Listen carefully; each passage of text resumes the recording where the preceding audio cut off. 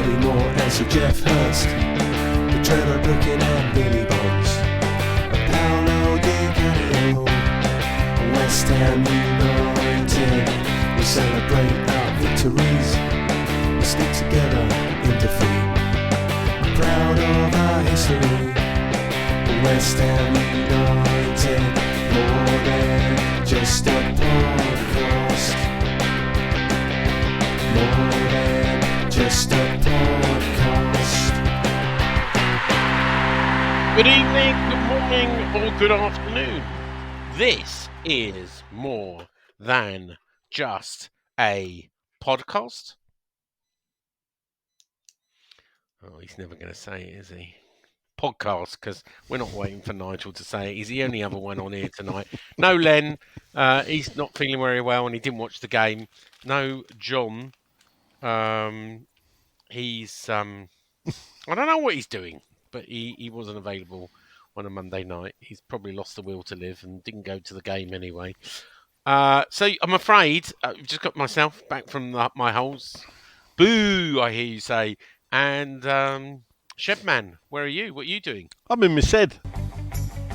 Shedman, Shedman, Shedman, Shedman, Shedman, Shedman, Shedman. There you go, full one. There you go, 5p for George. Thanks for that. Who's George? Yeah, I remember him. Yeah. He's coming to our end of season party, he says. Yeah. Anyway. Anywho, we've got two games to discuss. I'm sure a bit of news here and there. Let's start. Let's get straight stuck in with your Deutschland adventure. Jawohl. Jawohl. And your little detour en route, which a mutual friend told me about. So I understand it started at 5:30 in the morning, young Nigel. Yep. I was up early. Pick-up point, Brentwood, 5:30.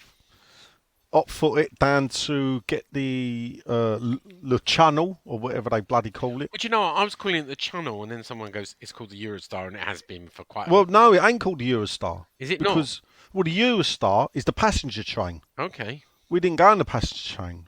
We jumped on the car, which I think is Le Channel. Oh, is it? Or whatever it's called. Yeah. So it definitely weren't called Eurostar. So we jumped on the train. It's quite a nice little journey, isn't it? 35 minutes later. How much do they charge you? Yeah, you're right. Le Shuttle, it's called. Yeah, Le Shuttle. Le Shuttle. Euro Tunnel, Le Shuttle. It used to be called the Channel, but there you go. Yeah. And it was called Channel because of channel and tunnel. Yeah. It says here on the website, from travel with our family from £59. Yeah. It was a bit dearer than that. Okay. Do you mind saying how much it was returned, just in case any of our listeners want to take that journey over to Germany? I think it was about 50 quid each. Oh, is it? Oh, that's not too bad. The four of you, yeah? So 200 quid. Well, no, it was 150 quid. Okay. Didn't expect the driver to pay. Oh, okay. Nice. Yeah. Nice. We're decent people. Yeah. Yeah. Well, some of you are. All three of us are. Oh, don't say that against Barry. Oh dear. That's the last time he shakes your hand. We're mates now. Yeah, so off we went. Barry, Colin, Paul, myself. And yeah, it was about 5 hours from Calais. We had a bit of a stop in Germany to eat because the food's better in Germany. But it was by the side of the motorway. I mean, it's quite a... Knuckle. That's last time I was in Munich. I had pork knuckle and dumplings. Oh, right. No, I didn't have that. They like their meat. And... No, the missus had packed me loads of rolls and everything, cheese and chicken rolls. And then I had me wine gums and me cola bottles and, you know, me other sweets to get me through to Germany, there and back. And then Sam, Paul, did you pack lunch? How? yeah, proper working class boy, me. And then Paul did joke. It's like it's worse than taking a kid out. With me wine gums, with different variations of them. Yeah, hot-footed it through France, Belgium, skirt a bit of Holland into Germany, across the border, and instead of heading into Cologne with the 5 or 6 thousand other West Ham fans, where they like to partake in the local delights as let's go to an Irish pub and get drunk. Yeah, Dodsey, in other words, you're talking about. Which is quite funny, because you go all that way, all them great, fantastic beer halls that they have in Germany. But no, let's congregate round the Irish pub. Yeah. So we went to south of Cologne and a place called Remagen.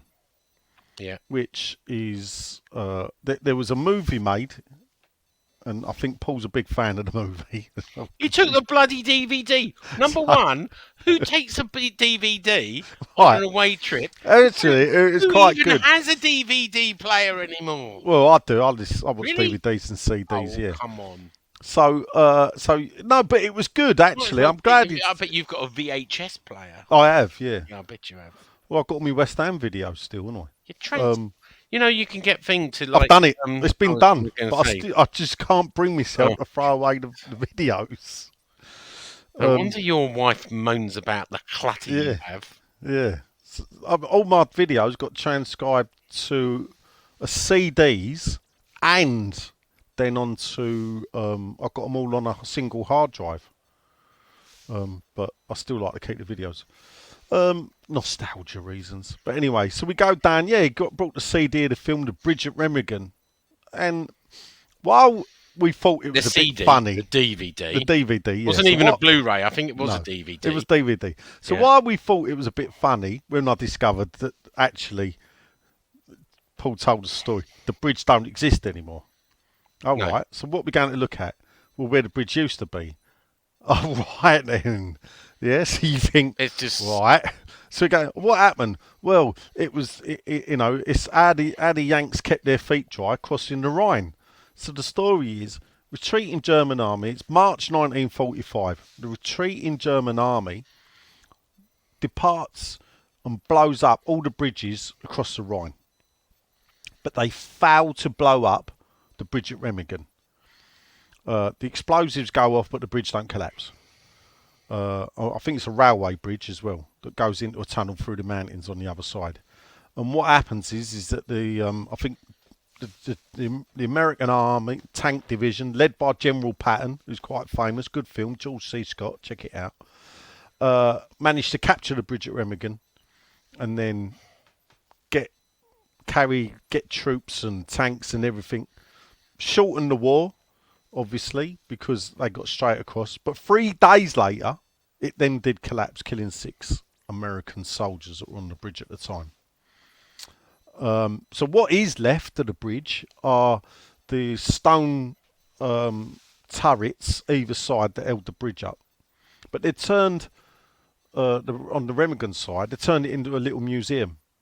So you can go in and have a look. And it was actually, fair play to Paul, like a bit of culture. That was a great hour and a bit that we spent there. For fear of getting in trouble for interrupting you, I'm going to say one thing. Yeah. It's not a fucking history podcast. No, I know that. But I was just moving on to the game. You've asked me about the day. I did, yeah. So what happened then is, obviously, as luck would have it, EB lives 10 minutes from Remagen. Oh. And Did he go to the game? Yes, Cabby Steve flew over and stayed at his house, and they come and met the 4 of us. So there were 6 of us then, and we had a walk along the Rhine, stopped at a restaurant, had something to eat. What did you have to eat? Me, I had ice cream. Oh, of course you did. And vanilla. None of this meat and potato. No, I'd already eaten earlier, and I thought I didn't find. Some had the currywurst. Paul had some pork thing that looked like dog food. That's but he exactly said it was all what right. they love. They love their pork knuckles. Yeah, it was like this weird. It looked like a pork version of corned beef, and I do love a bit of corned beef, Yeah, but not. they have some weird dishes. But I mean, just the people there. I mean, imagine this. Yeah. So it was funny. We sit at a restaurant. I have ice cream, Yeah. and then what I hadn't spotted was next door to the restaurant we at was the proper ice cream parlour. So they've all laughed at me for having ice cream, but then they decide they'll have an ice cream. They Yeah. go over to the ice cream place only takes cash. They ain't got cash on them. No. So what happens? The owner goes, "Oh, don't worry about it, mate. You can have them." Oh, really? That's nice. Yeah. Over here, innit? They'd have been taking them and throwing them away. Yeah. So, Do you know what? Funny you should say that. When I went to Tenerife last week, I didn't take any cash, didn't use a single euro at all. all Didn't right. have any euros. Yeah. It's, well, yeah. Cashless society now, you know? Well, I didn't. Funny enough, though, if they'd have, I did have a couple of hundred euros on me. Yeah. But yeah, we had a nice walk along the line, and it was about 45 minutes, 50 minutes in traffic drive to the stadium. So we got there pretty early, 6 o'clock. Well, yeah. So here's my next bit, right? Yeah, go on. I know. Obviously, Paul wasn't drinking. I assume No. because he drove there and drove back in the Well, night. Paul don't drink. He's teetotal. I didn't know that. I sort of did, but I didn't. Yeah. But nice for the confirmation. Why didn't you just stay in a cheap hotel? I mean, hotels are not expensive, or is it just a time thing? You didn't want to hang around? No, yeah. There's why there's no need really. A lot of driving to do for him, though. It is. He was happy to do it. Did he not have a sleep? I think you got to. Sorry, first of all, I want to say, how did he get to park in the stadium first? Right. Is that because you had your token disabled person to get? Well, that's a bit. Yes. Is that why you took Colin to get That's free a bit disabled harsh. parking? That is I did harsh. say to this to Paul. Yeah, that is very harsh, and Paul's not that shallow. No, so he that- took a that- disabled person along, so he got a free ticket. As a No, carer, but and I'll he tell got you disabled what, and this is the thing. Would it reverse it? Now we got to park across the road from the stadium in the disabled car park. I don't know if they pre-booked it or not, but we pulled up and showed them the British disabled badges, and the bloke went, "Yeah, park here." Oh, excellent.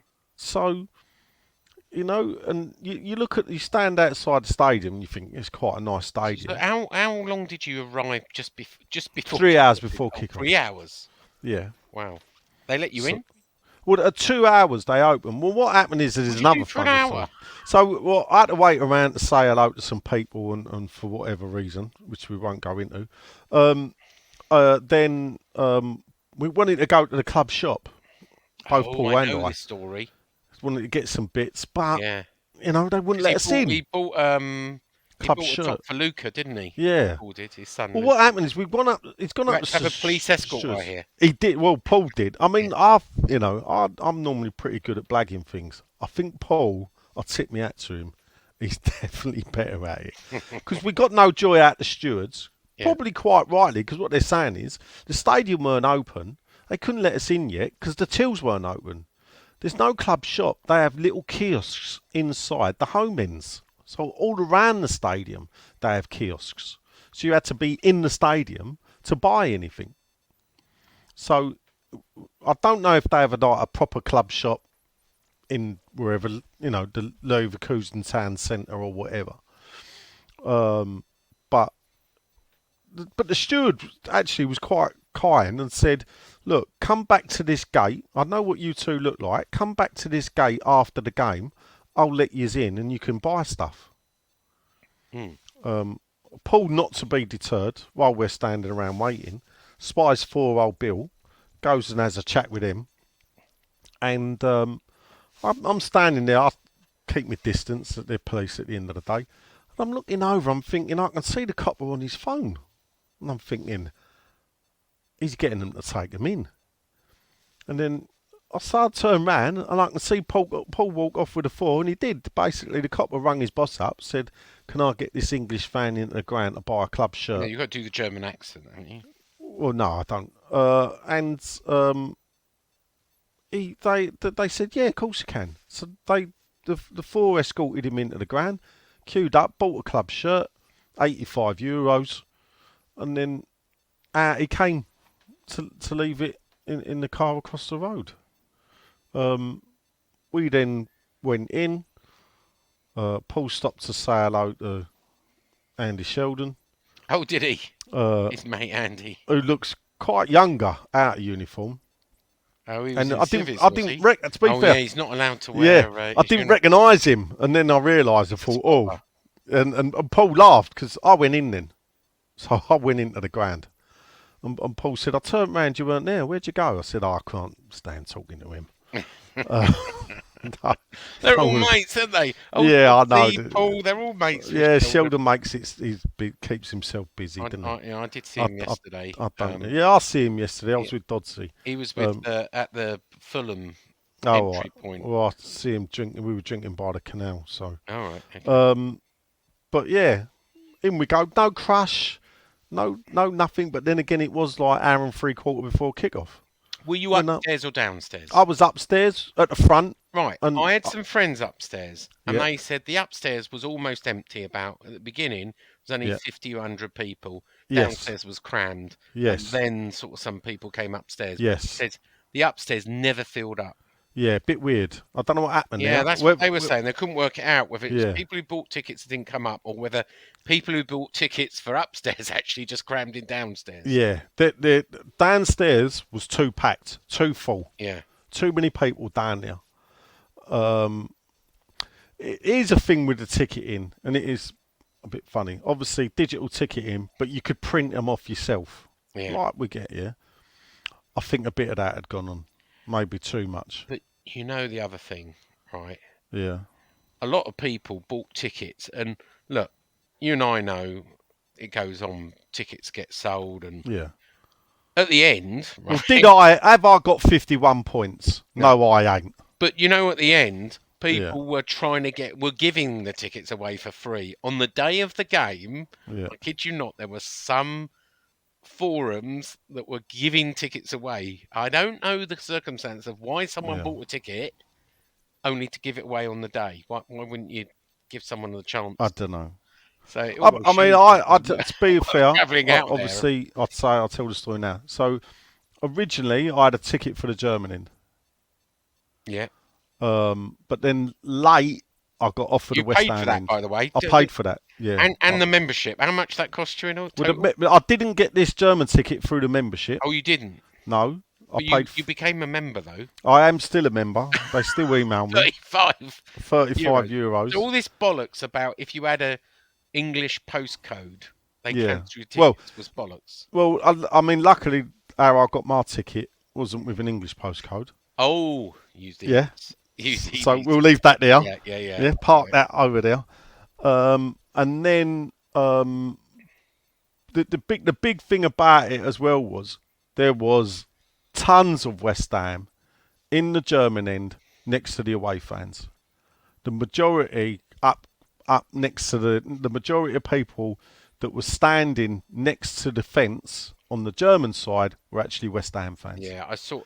My mate took a picture. I Yeah. think I've shown you the video of German West Ham fans in the German inn wearing West Ham tops. Yes. And yeah. there wasn't any trouble. No thinking trouble at all. In fact, there were It's a bit four disrespectful a little bit. there to were go in with four- your West Ham top into a or German. five. I think it was 5 Czech Republic fans, West Ham fans, in West Ham shirts, all with Souček on the back, all sitting near the halfway line. Yeah.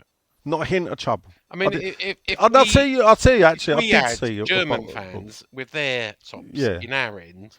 In the right thing, I'll tell you We'd what be though, and moaning this is the about it, thing. wouldn't we? Yeah, because obviously people too much to drink. At the end of the game, a few beers were lobbed over the fence from the West Ham end. Youngsters, I noticed. Obviously, I'm at the front, so I'm seeing them. The stupidity of it is they lobbed the beer over fellow West Ham fans. Yeah, I know. You know, but let's not dwell on that. As you said, I think you were offered a few tickets. I was offered a few tickets in the week running up to it. Yeah. You're thinking, it's a shame that it didn't go down lower. That it's obvious Look. in the end. There's a lot of people who bought tickets that had no. Well, we intention of don't going. know that. We don't know. At the end of the day, How they do ticketing, we had a good old chat about it in a way about what is fair and what isn't fair. And I don't, for every fair system, there's always someone that's going to miss out. Or someone who's going to game the system. Yeah, I've always, you know me, I can't honestly object to people playing the game, because in other, ways, I've, that's part of the fun. When it's come to ticketing, though, it's different. I didn't play the game, and last season I had a lot of points, and if I'd have carried on buying away tickets and not going to the games, then I'd be laughing. But I didn't. How many points you got now? I think I'm back up to 18 now. So I've got 10 points this season. The one thing I will say, so that is the fourth away game I've been to this season. And I've still not. I don't think I've qualified. I don't think I've managed to buy through the club for the Newcastle game. Yeah, I've got 2 in the ballot. But actually, I'd already had my You know, ticket the for longer the you've Newcastle gone game. without, I've got 16 points. I'm just checking. Yeah. The longer you go without a ticket, the on the ballot, the more chance you've got of Yeah. Right. Well, I've only applied for the ballot once this season, and I've got 'em. But that was Newcastle away on a Easter Saturday at 12:30 kick-off. Yeah. But there'll be people that missed out by a point, 2 point, whatever. I know there was one person who knew me who sort of looked at me as if to go, "Well, how did you get a ticket?" But that's the way of life, isn't it? That's the way. Same when I went to Frankfurt, and it's the way. Yeah, but it's the way it's always been. Before there was points, yeah, the way it's always been. Yeah. Gone are the days where you just turned up and paid your money. As soon as they made it all seater and all ticketing, we've had this. Well, I remember, and you problem. remember, right? It's a very recent phenomenon that every away game sells out. Yeah. In the old days, right, you could get a ticket. I used to go to every London away game, and me and George used to go to probably about at least one and sometimes 2 northern games. So we'd go to Palace, we'd go to Chelsea, and we'd go to Spurs and Arsenal, etc. Right? Yeah. Southampton or Portsmouth, depending on who was in the division, and then we'd choose a Man United or a Newcastle or a City or one of those. Yeah. But it's just so hard to do that now. Maybe Newcastle, like you said, you can do in a midweek, but I forget what it is. I looked it up. The minimum, apart from the Newcastle game, I think the next one under that, I know Hammers United have released it, is like 34 points. Yeah. Not in the ballot, that is. Yeah. That's. I mean, and this is the thing, isn't it? It's if you want to have a discussion about tickets, you would have to have all different parties sitting down, and you'd have to understand. Tried to, remember, Nigel, with our friend Nicola. On the SAB. And she was there actually at the turnstile. I won't go into the funny story. Did she say hello to you? Well, I said hello to her, but she was looking at me a bit funny, which I'll explain off air why. Oh, okay. Anyway, what way it is fair when allocating away tickets? So some of the discussion we were having out there was should every away game go to a ballot? So every ticket you apply on a ballot. Controversial. It is controversial, but and I would struggle for me to support that because at the end of the day, there are people that will go every away game. like like Dodsy's and Barry, who I was with, and the likes of Colin, Paul Turner, every away game. So who is it for someone like me that will I mean, I would probably do 40 to 50% of away games if I could get the tickets. You can get tickets though, just not Well, in your own name. yeah, all right. So, but if I could get We them all in my can, own, yeah. right? And it's difficult as well because if I want to take Charlie or I want to take my nephew, Yeah. doing, getting it is difficult. But who is someone like me to say, oh, actually, you got all that 35 years not missed a West Ham game. Well, we're knocking that on the head, and now you got to take your luck with everyone else. That for me Be harsh. is a bit hard. Well, yeah, and you're it's not probably something aware of this. So I you would just support. reminded me. So, Dodsey has tried Yeah, to join the away scheme, right? Yeah. And you're probably aware the away scheme is shut. And I've asked Yes. using my Yeah. sources, and the answer comes back. And a mutual friend of ours who sits very close to me, you know who I'm talking about, yes, is also trying to get his son on the away scheme. yeah. And I said, it won't happen, mate. And he said, well, I'm going to email her and copy in Sullivan. And I said, well, I've asked this in the past. But They let's want get to that. phase out the away scheme. Yeah, They just want to let it die. So unless On you're an points. existing member, yeah. they've closed the away scheme several years ago, and they're waiting for people to die off So, or so not you renew. got someone in there, someone that's home and away regular. Home and away regular. He's got a Who, in the mutual friend? No, well, let's just say at random, yeah? This is a okay. pretend person. Yeah. But they're an home and away, absolute nailed on, regular, every game. But then they've got the son, who they've got a season ticket with. He's now old enough to start going away games. Yeah. What do you do? Yeah, it's one of the problems. And we're going to talk about this later because the changes in season tickets, we're talking the news section. Yeah, all right. We probably need to move on to the game now. The game, yeah. Since we've been talking, we're doing our small talk for, let's have a look. We've been going for 27 minutes and we actually haven't got to football. To the game then. You were there. I was there, yeah. A lovely day out, sport by 10 minutes. Well, I don't know. And this is dilemma. So, I've seen it said, what a fantastic battling performance by those players on the pitch. If we could have gone back with one, or even a 0-0, it would have been outstanding, like one of the great away, performances of the club. And yet there's me standing there thinking, we had one shot. Is this what it is? I'll tell you what it reminded me of. It reminded me of the Allardyce and the Mourinho 18th century football, park the bus.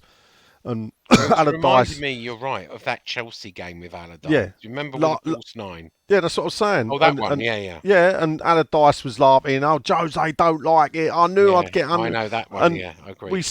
I remember being in the stands. I was at the game. It was a night game. And I remember thinking, we're celebrating this too much. We did nothing. I don't know what the stats are at that game. I know we showed no attacking.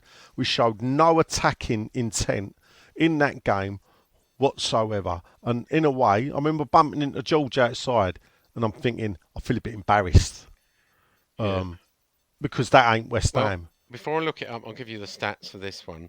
They had 73% possession, meant we had 27. Yeah. They had, get this, 33 shots. Shots, yeah. 13 on target. We had one shot, one on target. Yeah. They had In the first half, that was. They had 10 corners to our 1. Yeah. 10 fouls they did to our 11. Yeah. One shot, one on target. 33 shots, 13 on target.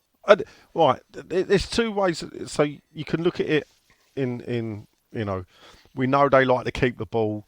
We know the way they like to play, and they press. They press better than any team. I would put them. They almost. I'd like to see them play Man City. That's what I'd like to see, because I thought they pressed better than Man City.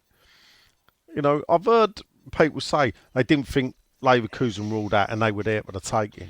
But you knew they came. Everybody said they're a danger in the last 10 minutes. Yes. We knew that. We'd covered right? that. Added in the 90th minute, they've got us goal after goal after goal. In European games as well. They are relentless. They do not stop. Their energy is And they were. at the top levels.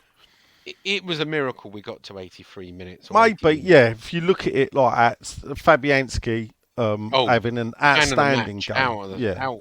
Outstanding game. But you know, I've struggled to heap praise on that performance. When we've had one shot, that's it. One shot, not even one on target and 5 off target. We had one shot. That's all we created. Now, that ain't football to me. That is not football. And I don't expect that. It's marking the bus, without a doubt. No, I get it. It's a 2-tie game, you know, so it's only half time and it's damage limitation and whatever. But so what I say to people is, tell me what you've witnessed there that's going to be different at the London Stadium. Because for the life of me, you know, we're dead and gone. We ain't getting them to extra time and penalties. I'll tell you that now. No, I agree with that, but I suppose playing devil's advocate, right?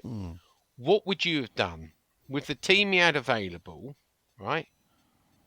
How would you have set up? Would you have just gone for it? They are a serious team, and we maybe get. Well, I'll tell you what I'd have done. I always say, is that which is type or whatever, is I would have gone 4-4-2. Because 4-4-2 with the wides gives you the protection of your fullbacks. You can have your sitting midfielder, and you could have Paquetá in the middle next to Souček or whatever, and so you can have a bit of protection. We know Paquetá can put his foot in, and as was shown, and get a tackle in. But I would have played Antonio and Ings up front.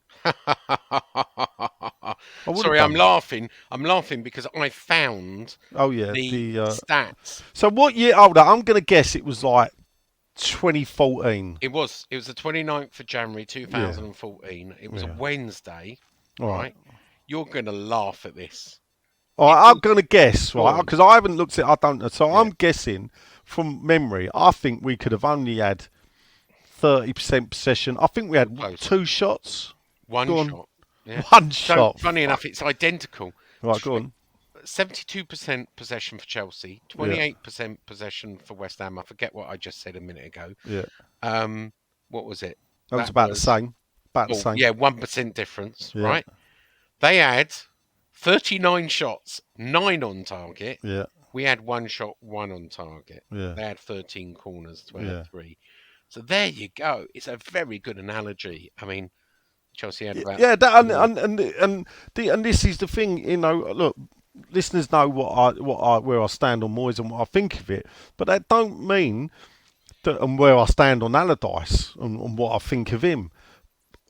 But that don't mean that I can't feel shortchanged by that performance. It don't mean that, for me, I think a club like West Ham, the thing with me and Allardyce was, we were supposed to be known for the way we played football. And Allardyce was alien. I wouldn't say Moyes is as such, but playing that way, I don't know about a low block. It was a deep low block. That ain't what I expect from a West Ham United football team. It's not. And I wish David Moyes could see that.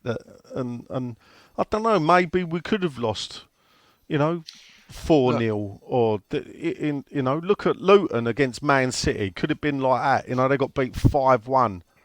But at least and they had a go, and you think, well, at least we had a go. Yeah. Or do you rather? I suppose at 2-0 I'm going to play down? a little bit of devil's advocate. Right? Yeah, go on.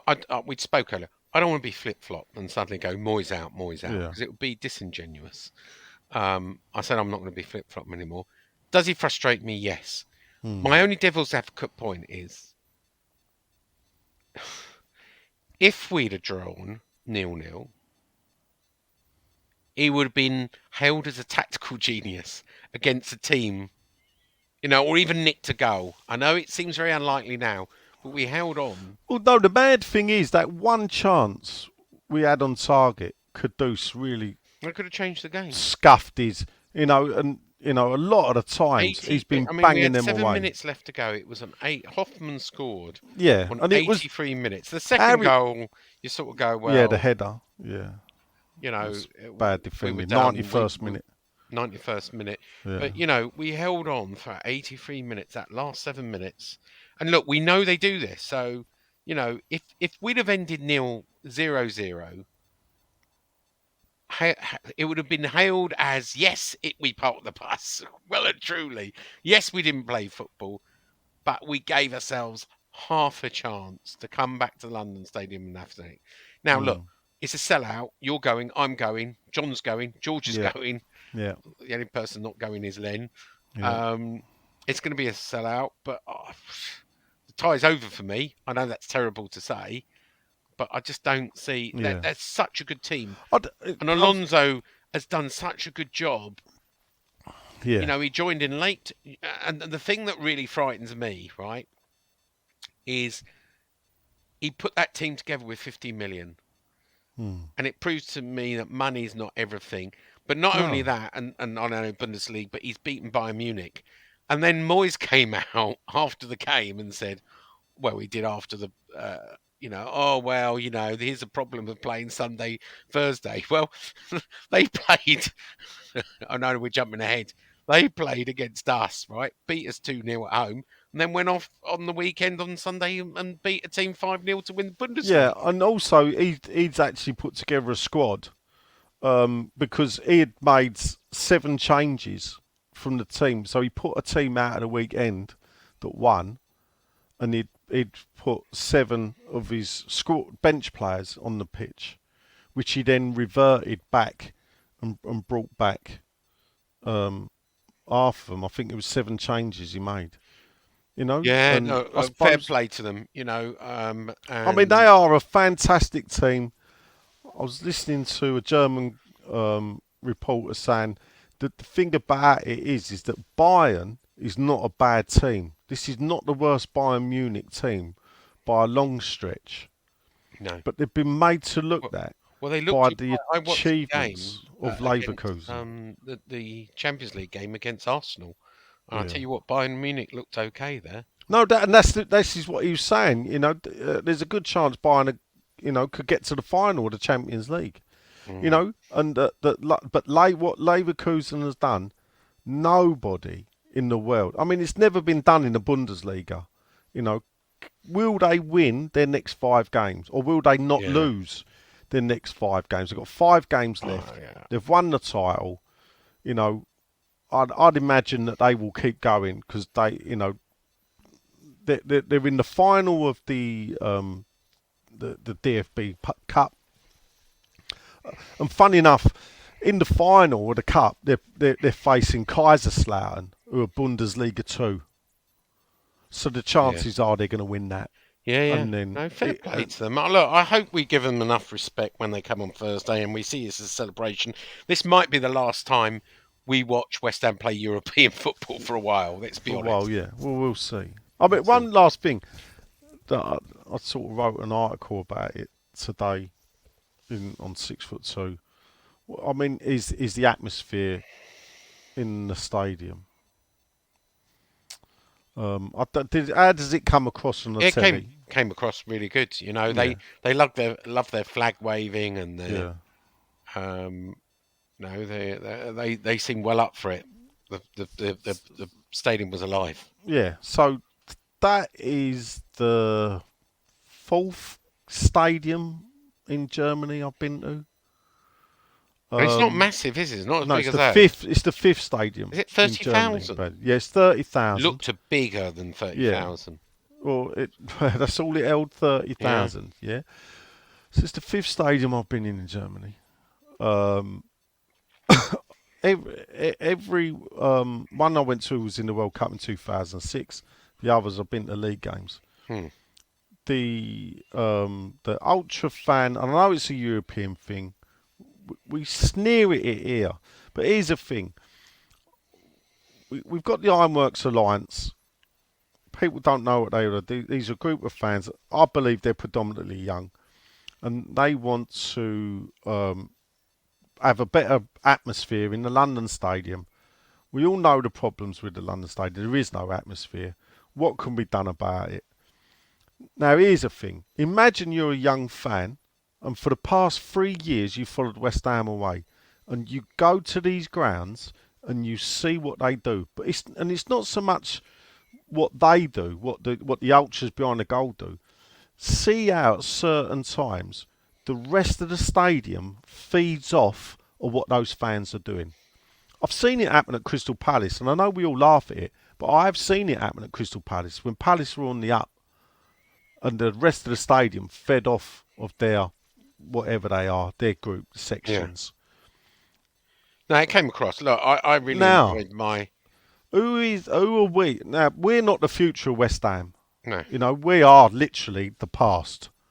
Legacy fans, as I called it. I heard it the other day. Legacy That's fans. right. That's what we're known as. Legacy. Who was it? Legacy It was fan. Kieran Maguire. Yeah. Well, we've been. Legacy fans. That's a thing that's come out in the last couple of years. Yeah. Legacy fans. We're the past of West Ham. If you're a young fan and you've travelled around Europe and you see that, I could honestly think that if I was that, I would want to see that replicated in the London Stadium. Yeah.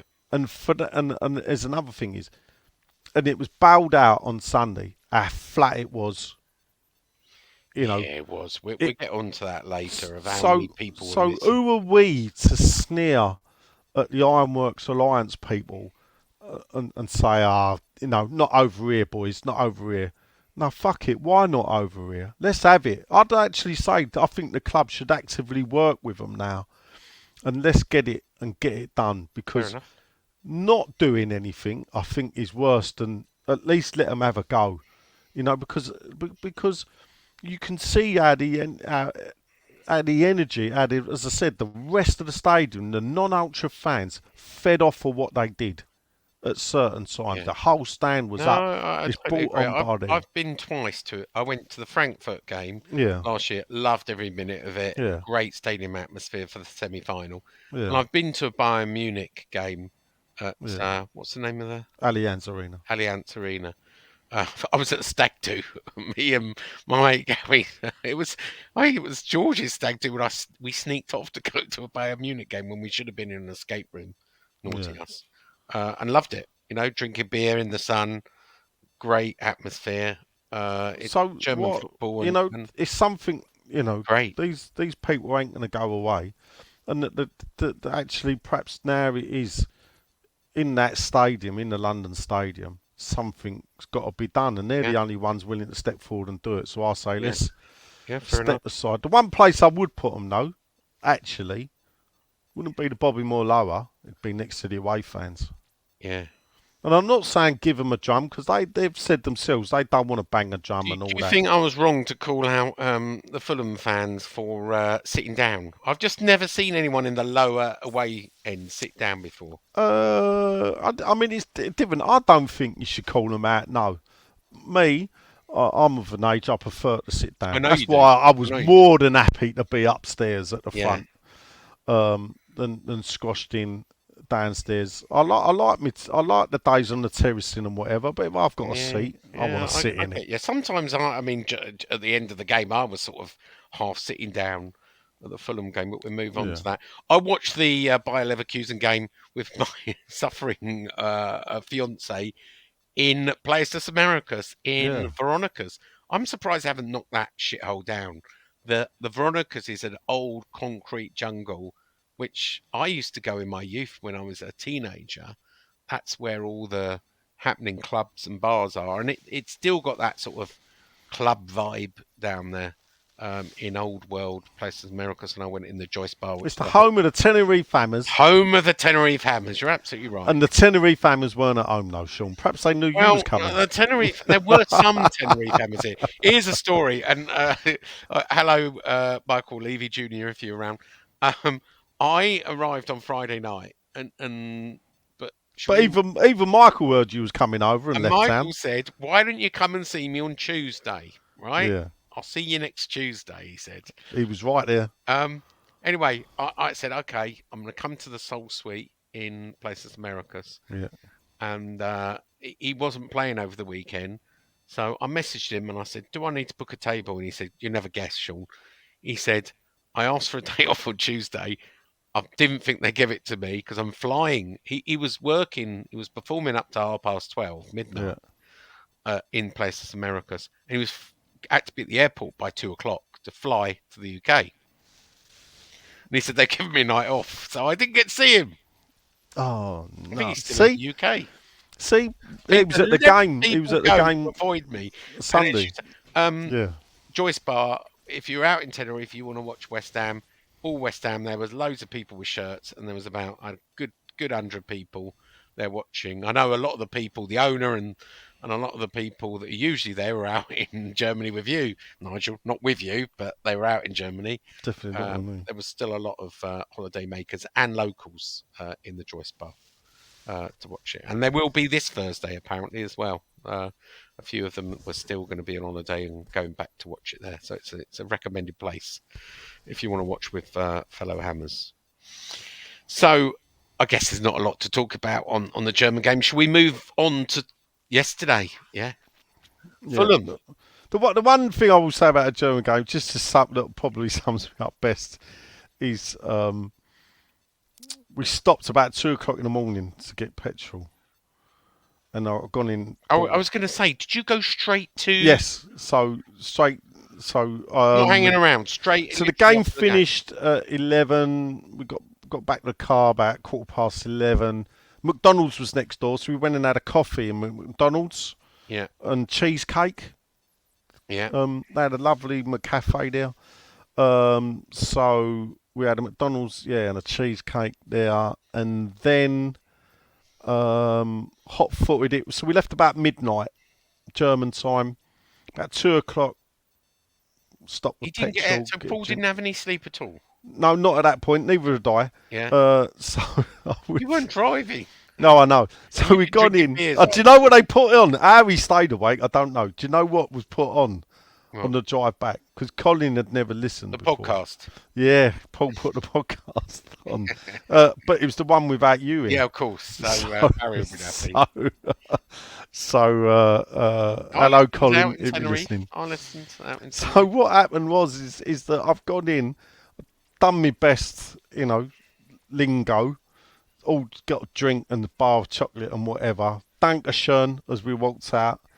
And Paul's laughing as he's come out. He went, "Nice, do you know we're in Belgium?" No wonder the bird behind the counter looked at me like I was some bloody plum. Did you waffle? Well, because I just went Dankeschön. I thought we were still in Germany. Yeah, they're all right. So. And then when you got to the Le Shuttle, I see the picture. It wasn't open yet. No, so we got there for the first train was at 5:30. So you had a little sleep, did you? No. No, I didn't get a kit really until. Paul? So Paul went. Paul had about half hour on the train. Right. But I was talking to Barry. So. I'm sorry to hear that. No, Barry's a very nice man. Yeah. So we just. There you go. Good German adventure. It's good that, you missed it, but you didn't have a passport the year before when we got to the semi-finals, but at least you've done it now, Yes. Before it was too late, because I think too late. That was another reason when we got Leverkusen, I thought I've got to have it. Yeah. Cologne and everything. Yeah. Even though I booked time off to go Dublin, yeah. Looks like I won't be needing it. Have you entered the ballot? Yes. Yeah, me too. Yeah. I was going to say you can sell it to some Liverpool fans, but it doesn't look like. It don't even look like that's going to happen. No, it doesn't, does it? Selling EB or some German fans. Anyway, let's move on to Fulham. A lot of people are going, well, Fulham are there for the taking. They hadn't won a game in 4, and all that. 2 away wins all season. Yeah, and they were singing, "How shit you must you be? We're winning away." Let's start with the stat attack. West Ham had possession 58% possession at home. It's what the fans want, and it's Sean. Yeah. Possession to Fulham's 42. West Ham had 15 shots, 4 on target. It's what the fans want, Sean, isn't it? Yeah, it is. It is. What do Fulham have? Fulham had 18 shots, 10 on 18 target. shots. There you go. We Not had what the 8 fans corners to their 3. Yeah. Fulham fouled 13 times to West Ham 6. Dirty Fulham. Dirty Fulham. But yeah, we had the ball and we did fuck all with it. Yeah. Perhaps it shows why we don't have the ball. Where did it go wrong? I mean, there is a stat, funny enough, I've just ran to say West Ham have the joint worst record in conceding in the first 10 minutes, along with Luton. Well, I think it is a West Ham thing. 'Cause normally we concede in the first 15 minutes of the second half as well. Yeah. Which I guess I bet we're up there for being the worst for that. The funny thing is, in the first 4 minutes, we showed more attacking intent than we had the whole game against Leverkusen. So I thought, here we go. It was good. The goal came against the run of play. We got out moist because they hit us on the break. Broke, cross, bang, goal. 1-0 down. Now, frankly, though, because of what I'd seen, I wasn't too perturbed. I thought, well, we should easily get another couple against these. But then the game went on, didn't it? And well, let's talk about the first flashpoint. Yeah. Mavropanos. Yeah. Been doing quite well, but he has these moments. Yes, he has a mistake in him. Yeah. He's got a mistake in him. Mavropanos failed to deal with a tricky ball in the box. Yeah. Let me ask you a question first. Stat attack. What of West Ham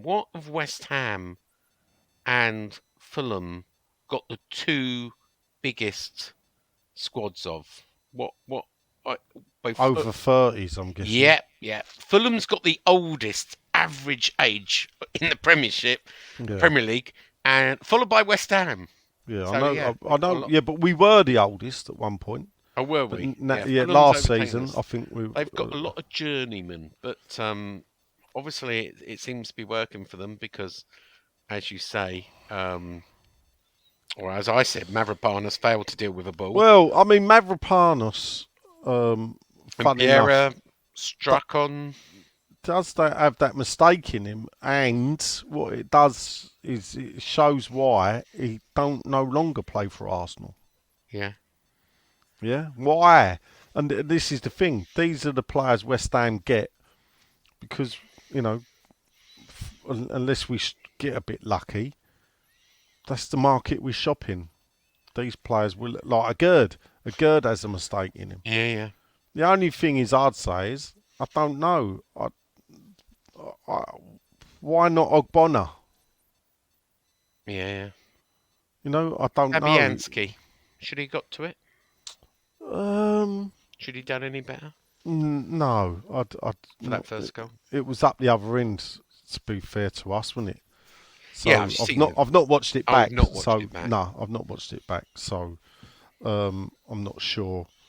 Always have a look at it on the train on the way back. Well, Finley gives it to me and goes, "Oh, modern generation, not legacy fans. I mean, we never used to do that. They get, they get full high def on screens on the way back. I just prefer my memory of it. Yeah, I'm not sure that he could have done much just to stop it going in. I'll have a look. Perhaps I'll have a look later. But but again, even they managed to eke it out to half time, and at half time, I still, I came down. In it, didn't you? Didn't I? Yeah, I said to you, innit? I still think we can win this. Yeah. You snuck in. You snuck into the. Well, I didn't snuck in. You know what I did? I walked in, and no one stopped me. No one checks your ticket anymore. you came to visit the less spotted Miriam Williams. Yes, that is true because I spent pre-game with Dodsey. How many games do you think he's been in that seat this season? I don't know. I was surprised that there was no American sports for him to watch. I think he told me it was his only second game this season. Oh, his second. Yeah, that's what he told me. Wow. Yeah. It was good to see him. Yeah. I'd had a good drink with Dodsey Yeah, beforehand. you're at the podium bar, I hear. Well, no, we stood outside it 'cause it's shut down. What do you mean it's shut down? Well, the podium bar shut down. It ain't open. I thought they'd opened it again under No, the new ownership. That's no, what they it's said not. It's they being did. refitted. No, Oh, they haven't finished it. no, Because originally their statement said that they were going to open it again. no. Yeah, it's not. It's not open yet. But it Okay. was, a few cans by the side. Oh, of and that's why he the bought can. you a few cans. Yeah. You've seen the supporters club announcement. That they've. I know that they're just waiting for the game now. Have they got the game? Is it Yeah. Luton, Well, is it? they've if there's no objections, they've got the Newham have granted a license Yeah, that's it. for Yeah. the Luton game, as long as no one objects. Right. So their trial will be the Yeah. Luton game. Right. Okay.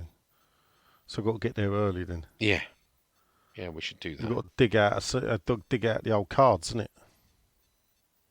Yeah, I've still got mine in my wallet. Well, I've got a photograph. You've got a of photo mine, of it. so which gets me in. It was the first time the Cottagers have won a Premier League game at West Ham's home ground since 2001. And the Blimey. first time they'd done a double over West Ham since 1965 to 1966. Yeah, I was just saying, not in the Premier League, they haven't. Yeah. I mean, yeah, it sort of just didn't improve, did it? The No. performance. I don't know if it looked tired. He had Ings on from the start. You don't use excuse. I'm sorry, right? I'm not here to protect David Moyes, but David, please, you're not making my job any easier by going at the same old stuff, blaming the players, blaming the fans, blaming playing on Thursday and congested thing. Take it on the chin, mate. Take it on the chin and just go, yeah, it wasn't good enough, was it? Just say that. Just say Well, it no, weren't good enough, this was is it? look. We know what the tactics are because it's the same tactics. Yeah. So therefore, not in defence of Dave, the execution of those tactics and decision making by players on the pitch at that time, is something that quite rightly so. Well, he's done that wrong, hasn't he? It ain't Moyes forcing them to give the ball away in midfield. Paquetá had another one of them games, that he can have where I don't know what it is about him. I hate to say it, it's almost like he's a big time Charlie and he knows where he's going to be next year and it ain't here. Sometimes I think he's more interested in showing off his flicks and skills than he has actually getting the ball down and putting the ball through. Because it's all right in our half, spinning on the ball and flicking it to Emerson and all that. Yeah, he got a lot of grief. Yeah, what counts is doing it further up the pitch, slipping the ball through to Antonio or Ings and getting them to score. And this is the thing, I think sometimes people can be dazzled by all the tricks. At least Di Canio had an end product. And this may seem harsh, I'm not seeing at this moment in time an end product with Paquetá. I'm not seeing it. Yeah. And let's see how we do without him in Europe. Because, frankly, I thought he got lucky in that. I thought he was lucky not to be sent off in Germany. We got a story about him later. So yeah, but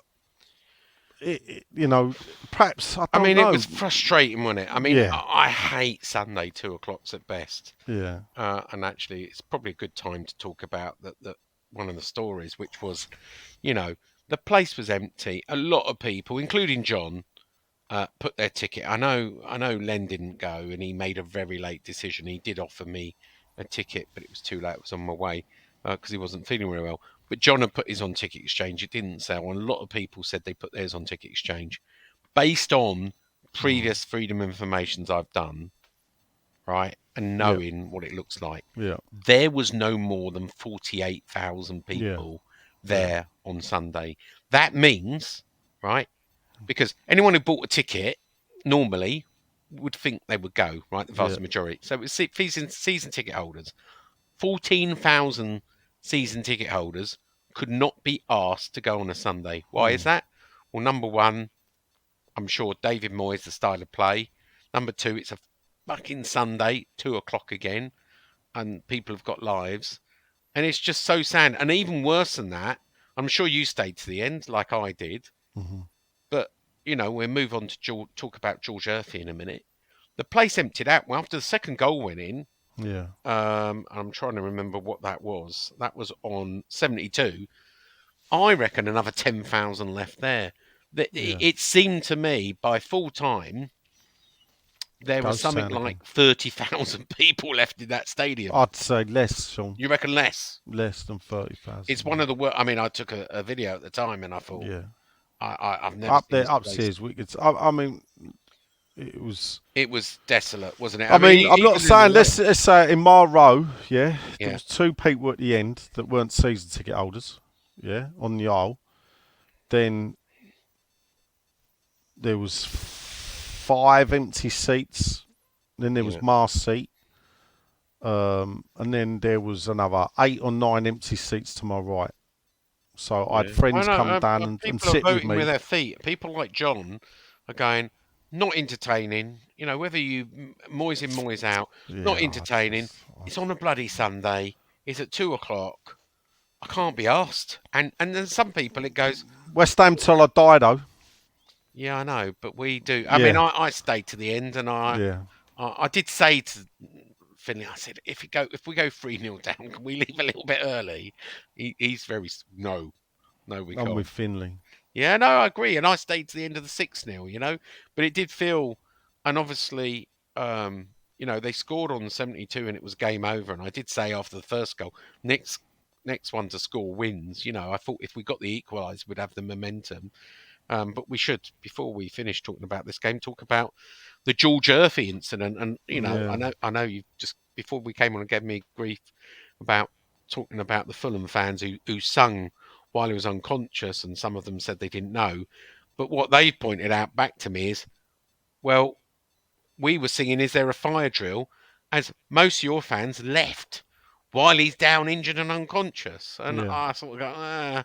And, Paul Turner gave me a grief go, how often have we sung, we shouldn't throw stones in glass houses, how often have we sung, let him die, let him die, let him die? Yeah, Um, and I yeah. sort of get it both I ways, just think right? when fans point fingers at other fans' behaviour, Yeah, I think it's a bit blind.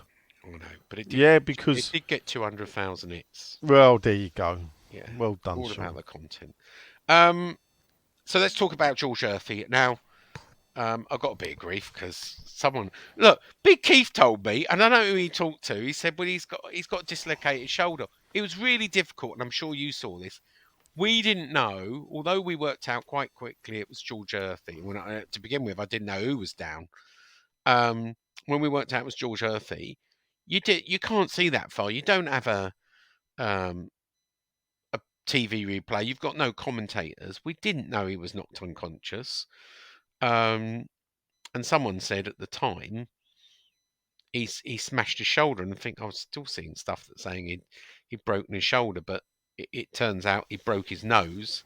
And obviously, he was knocked unconscious after a head injury after you see the video, being hit by Edson Alvarez. Yeah, Um, so it was a worrying moment, as he hurt his neck, etc. Broken his neck, vertebrae. You just don't know. But they put a neck brace on him straight away. Well done to all the medics, including the Fulham medics. And they took him by ambulance to a London hospital. I don't know which hospital he went to. I know Mark Phillips posted a picture of him watching replays in casualty in A&E in a London hospital. You'll probably know which hospital it was, Nigel. Which is the closest one there? London. The London, yeah, it probably was the London hospital. Mm. So went there by ambulance, and then was released. They did some tests on him. I spoke to the senior source this morning and said, look, he's nothing serious. It is concussion, and they've got to follow the concussion protocols. 2 to 4 weeks out. He's got to follow with advice from the doctor. It's got to be a certain number of days before he can train, and each 24 hours. This is what the protocols say. You get signed off before you can do the next thing and the next thing. According to people close to the player, He should be back playing in about 12 days. But the minimum is 6 days. I think it's going to take him a little time. But it's a shame, it's not what you want to be remembered for your debut, is it, really? No. It was Uh, good to see him come on. Yeah, it was good. Good to see The him. game was lost by then. Yeah, the game was lost, but that's that's the time to bring and that's what Moyes hasn't done. He gets in before Maxwell. He Who hasn't. comes on to replace him I'm sure you saw that as a Yeah. concussion sub, because we'd already made 3 substitutions. Yeah. So the only way Maxwell could come on is for a concussion sub.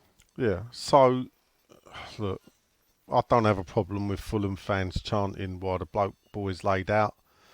Well, they were singing, "Is this a Now library? the thing is, I get it. Is there a fire drill?" And then some You other probably school- didn't see it.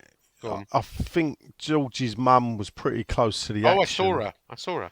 And she got took down the tunnel, was I ushered watched down her there. and a few Paul other Nolan. people. And Yeah, and they were pretty close to where it happened, so they Yeah. would have seen it. Yeah, I saw her And- face. Yeah, I didn't know it was his mum, but I saw it. I assumed it was his family. They yeah, got ushered for their seats that's it. and taken down the tunnel, and you could see their faces were Yeah, so they could quite go ash. with him. But yeah, the game. Marco the game Silva was said gone. something nice as well, and Yeah, he did. very He's a good. He's a he's a good good manager. manager actually. Yeah, I don't. We've done it, haven't we? This is 6th was there for the taking. We've blown Well- qualification for Europe. It's not that 6 was there for the taking. I don't, because at the end of the Well, day, it was. No. no, it's not. It that. was Hold there up, for hold the up, taking Sean. on- and this on is the thing. Saturday. It ain't about the 3 points. Ain't about us finishing 6 or going 6. It's where it helps us finish at the end of the season, Agreed. and that's what we've blown. But here's the I thing, don't right? sit there and think, because when you look at the teams with games in hand on us, we wouldn't have finished 6. So I ain't bothered about going 6 with 5 games to play. I'm bothered Agreed. about 3 points Agreed. getting slipped. Here's the problem, though, right? Everyone else is self-destructing around us. Yes. The hilarious thing is, Man City now are top again. Arsenal bottled it. Liverpool bottled it. Tottenham bottled it. Newcastle, the only one with form at the moment. Man United don't want to pull away from us. They're only 2 points ahead of us. Chelsea, I know they've won tonight, are still they? 4 points off us. Yeah, they were 4-0 up at half time. And they've got 3 games on us, by the way. Well, they're 5-0 up now. Oh, they're 5-0 up. They are 1 Brighton- point behind us, Sean, with 2 games in hand. 1 point. I'm seeing I'm looking at a live table. live table, right? Yeah. You Yeah, always they're tell me 1 not to. point behind us with 2 games in hand. Yeah, there you go. Brighton, Yeah. 4 points behind us, 1 game in hand. Yes. Wolves in a bit of self-destruct. So, Fulham, I know, are up to 42 now, but Yeah. it's almost that any of those could get 7th, right? Yeah. But no one really wants to grab it by the horns, Top, up to 60, top 5, unlikely to be caught, Man City on 73, Arsenal on 71, Liverpool on 71. Chelsea's game in hand, I believe, is against Spurs. Now, if they win that, they go 7th. Now, and here's the thing, right? Say we finish 9th. Yeah. Yeah. Well, so and because this is where I expect us to finish 9th. Yeah. Top 10 finish. 3rd in 4 years. Yeah. Obviously outside of the Europe. We will possibly look back at the 3 points we dropped against Fulham and against Everton at home. Both games where we dominated position. Yeah. As being where we blew a chance of getting European football. But there's that. Then there's another part of me that looks at it. When you look at the teams that finish above you, so if we do finish 9th, and you look at the teams that finish above you, realistically speaking, most of them you possibly may expect West Ham to finish below. Yeah. Yeah, Aston Villa, maybe. I don't know. Aston Villa could I mean, here's the Aston Villa. Aston Villa could finish fourth Yes. and win the Europa Conference League.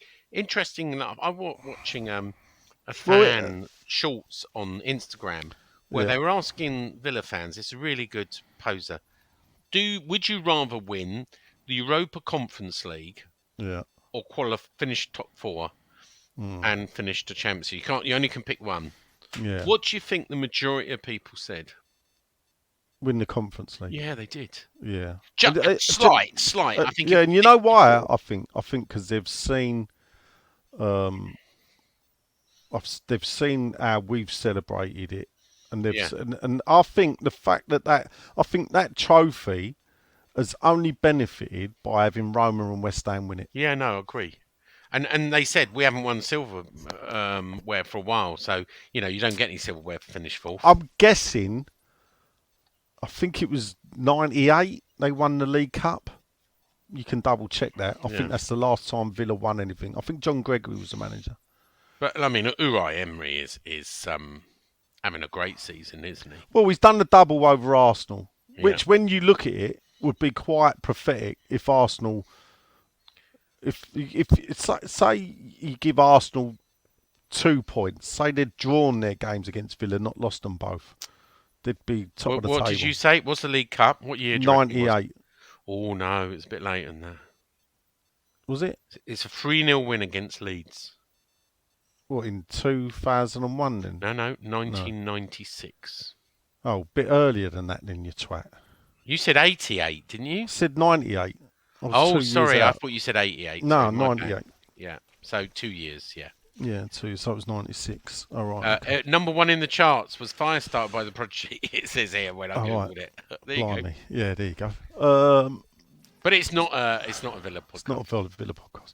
No, so, are Villa a bigger club than West Ham? Sean? No. No. All right. I would say yes. Really? Yes. Just because the King supports, the future King? Nothing to do with it. Nothing to do with it. Pray tell me why. All right. I think fan base wise, we're probably a bit even. There's only there's 3 teams, I suppose, Birmingham, if you include West Brom. But they are the biggest team of Birmingham. They've probably got, as much support in Villa as what we've got in Birmingham as what we've got London wise. Trophy wise, in our lifetime they've won. The only thing they haven't won is the FA Cup, I believe, in our lifetime. They've won the league, they've won the European Cup. Did they win the World Cup though? They've won the League Cup. We didn't win the World Cup in our lifetime, Sean. So we're not in our lifetime. No, that's what I'm saying. But then if you go historically, Villa won league titles and have won the FA Cup. And also, the fact that we wear claret and blue is predominantly down to Aston Villa. I'm sure, yeah. I would, I think realistically speaking, Villa are a bigger club. Yeah, they than us. European Cup 1982, Super correct. Cup 1983, Toto Cup 2001, and 2008. Yeah. First Division winners 7 times. Yeah. The old First Division. Premier League runners up 1993. Runners up 9 times in the First Division. Yeah. Winners of the Second Division twice. Runners up twice. So have we. We've won it twice. Yeah. Football League First Division. They won that once in 1972. So 1972, they must have gone down to the third division. Yes, they did. They went to the third tier. All right. I know it's not it's not a Villa podcast, but humour me. FA Cup winners, how many times? Blimey. I think, is it 4 or 5? 7. 1880. Yeah. 1895, 1896. Sorry, 1897. They may have been the first team to do the double. Yeah, I'm not sure. 1905, 1913. Yeah. So actually, they won. Is it 1950 something? The last time they won the FA Cup. Yeah. Runners up 4 times. Yeah. Football League Cup winners 5 times, runners up 4 Yeah. times. Charity Shield winners once, runners up 3 times. Yeah. Sheriff of London Charity Shield, Never heard of it. never heard of it. Winners twice. That was in 1899. Hmm. Runners up once. Football War Cup winners once, Yeah. which we So won, didn't we? trophy wise, yeah. So trophy FA Youth wise, Cup 4-time winners as well. yeah, we're about 4 times winners. Are we? 72, 80, 2022, and 2021. So, from honours, you're right. You don't really. They have got a lot of history, haven't they? Yeah, they have. You know, they're. But anyway, listen to us talking about Aston Villa, and it's a West Ham podcast. Yeah, I know, but it's it just shows you, doesn't it? Anyway, People don't assume. So when you look at it, when you look at the teams that would have finished above us, if we finished 9th, so that means Chelsea have gone above us. That means Man United above us, Newcastle above us, Tottenham above us, Villa above us, Liverpool, Man City, Arsenal. You know. Well, in a way, if you're compiling the list, West Ham possibly is the 9th biggest team in the country. yeah. Yeah. So is that a bad achievement then, finishing 9th? No, we don't want to be 9th. No, I'm not saying we want to be 9th. Of course not. We want to be higher. But what I'm saying is that then if you're the 9th biggest club in the country, and you've finished 9th, is that an underachievement? Yeah. Is it? I don't know. I mean, No. it doesn't. I don't want. Who wants to be 9th? It's not. It's you want to be in the top 5, etc. Yeah, but all right, you want to be in the top 5, but then how many times has West Ham been in the top 5? No, See, I get that. You know, But there's it's an not, argument again, is it's not what we want to hear. We want to hear. no, we're but the when club. you say that, but sometimes I think a dose of realism. I get it nowadays. You know, a lot of teams, as I said earlier, we're the old. We're the past of West Ham and whatever. But sometimes I watch these TV shows, and they trot out these youngsters. There was one with a young girl there. And she was going, we should be competing in the top 6. We should be competing Champions League. And sometimes I just want to go, are you serious? Do you not know anything about the way football works in this country? I want. It don't work like that. And then sadly, until the ownership changes, this is the club we are. Yeah. And even once the ownership changes, we might dabble with getting there like we have done, but Yeah. it won't be anything Anyway, serious. let's do some news stories before we Go move on. on to questions. Why not put a question up? So. All right. Are we gonna? No, Are we going to give it a miss this? give it. Well, I've got one that's been texted to me. All right. Well, I'll tell you. I'll ask on Twitter because you don't normally get a lot on okay. Twitter. We'll give everybody a rest. Mm. Let's talk about Steiden is in. A senior source says Steiden is in Brazil. He wasn't there. Usually, my friend Rasputin sends me a picture, or I take a picture of him pitch side on Sunday. He wasn't there. He's in Brazil. He's gone to watch 4 games. We don't know he's going to watch, but we're told he's 100% going to be here this summer. Yeah, after this summer, his brother's joined. He's out scouting Brazilian players. Still being told, wait and see. Let's wait to the end of the season for obviously David Moyes and his contract. And they're not going to change it and flip flop game on game, right? Let's wait to the end of the season. There will be a review. Does he want to stay? Is he going to be offered a contract? Who's available? It's not. We've done that debate to death, but Steiden is going to stay, and he's preparing for the future. So we'll have to see what Brazilian and whether our friend Paquetá's staying. Paquetá, now here's an interesting one, and again, it's one of those things. Big Keith told me the story, and it came from a guy, I'm not going to name him, who sits just behind us in the West Ham, and he left, and he went Pudding Mill Lane. Now I didn't go Pudding Mill Lane because DLR wasn't working to Canary Wharf on the Sunday. So we had to do the Walk of Shame. I wish we'd gone Hackney with Keith and the rest of them, but I didn't. We got stopped at 5 different stop and goes.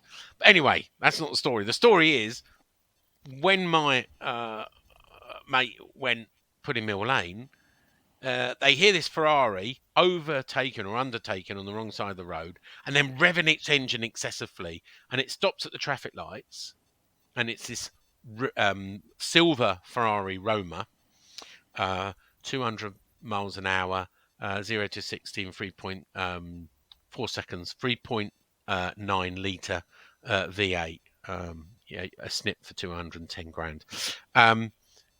Three coppers walk up, knock on the window comes down. It's Lucas Paquetá. So they have words with him about, road etiquette and not driving on the wrong side of the road. And they let him go.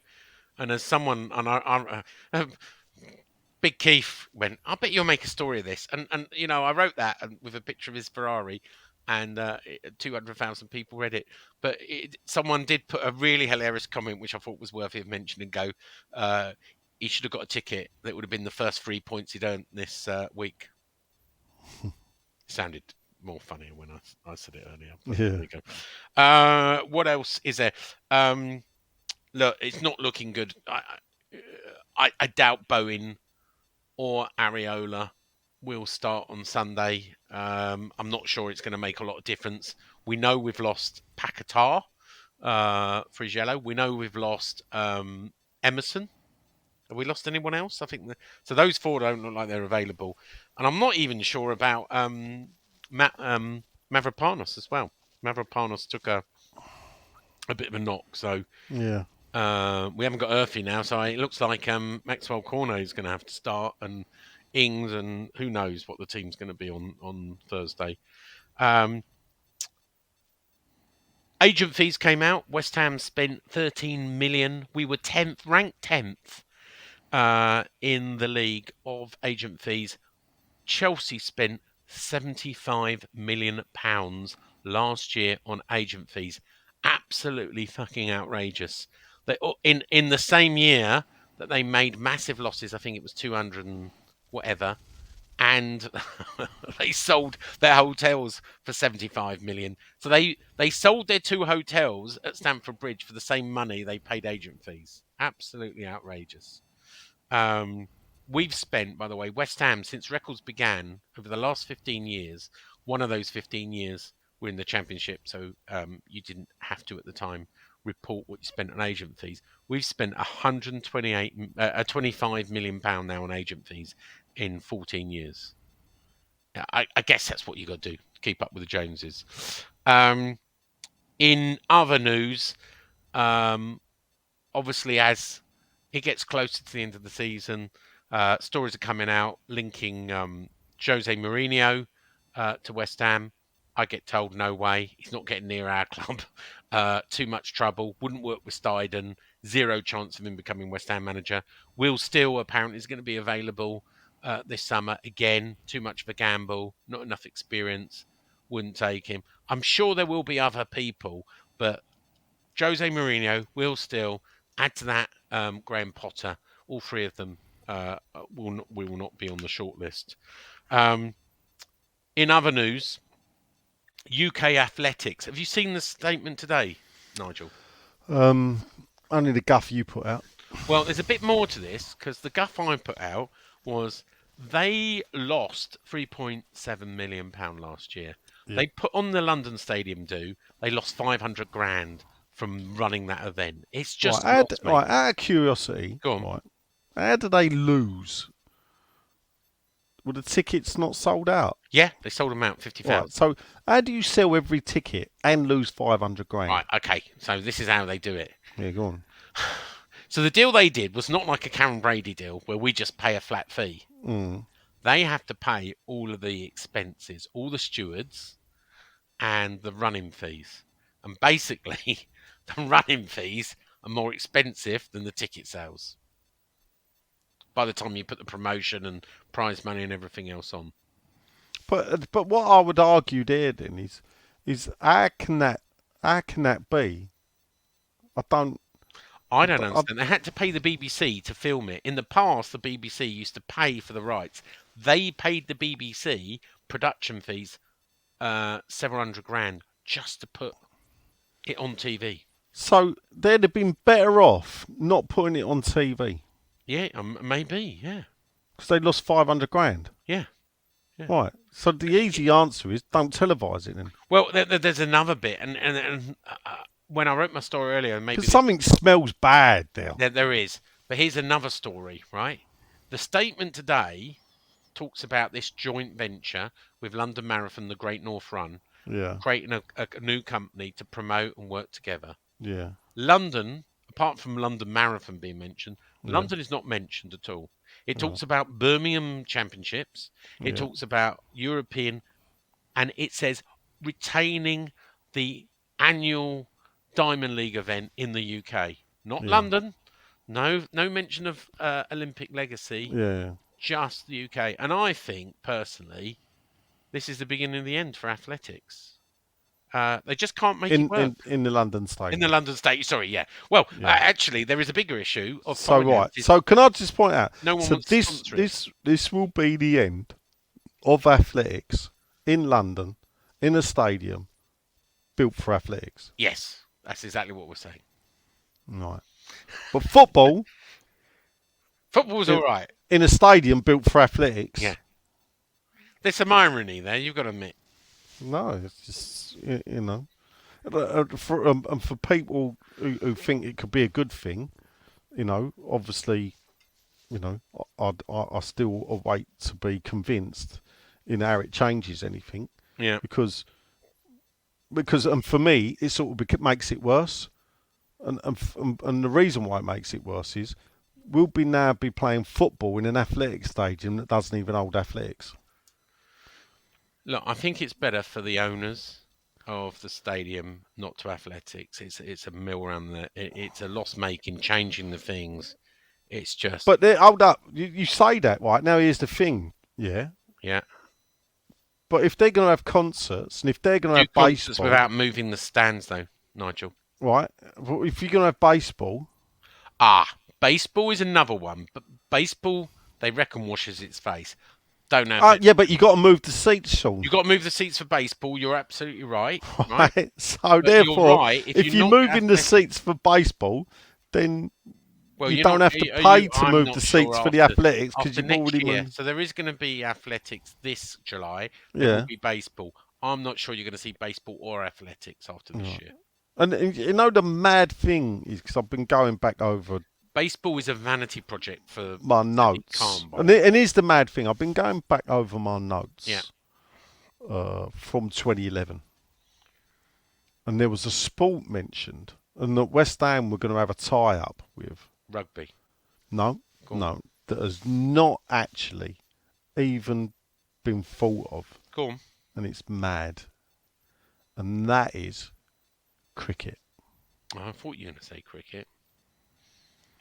In the original stuff, Essex Cricket were going to be able to play 2020 games in the stadium. Yeah, I think they should.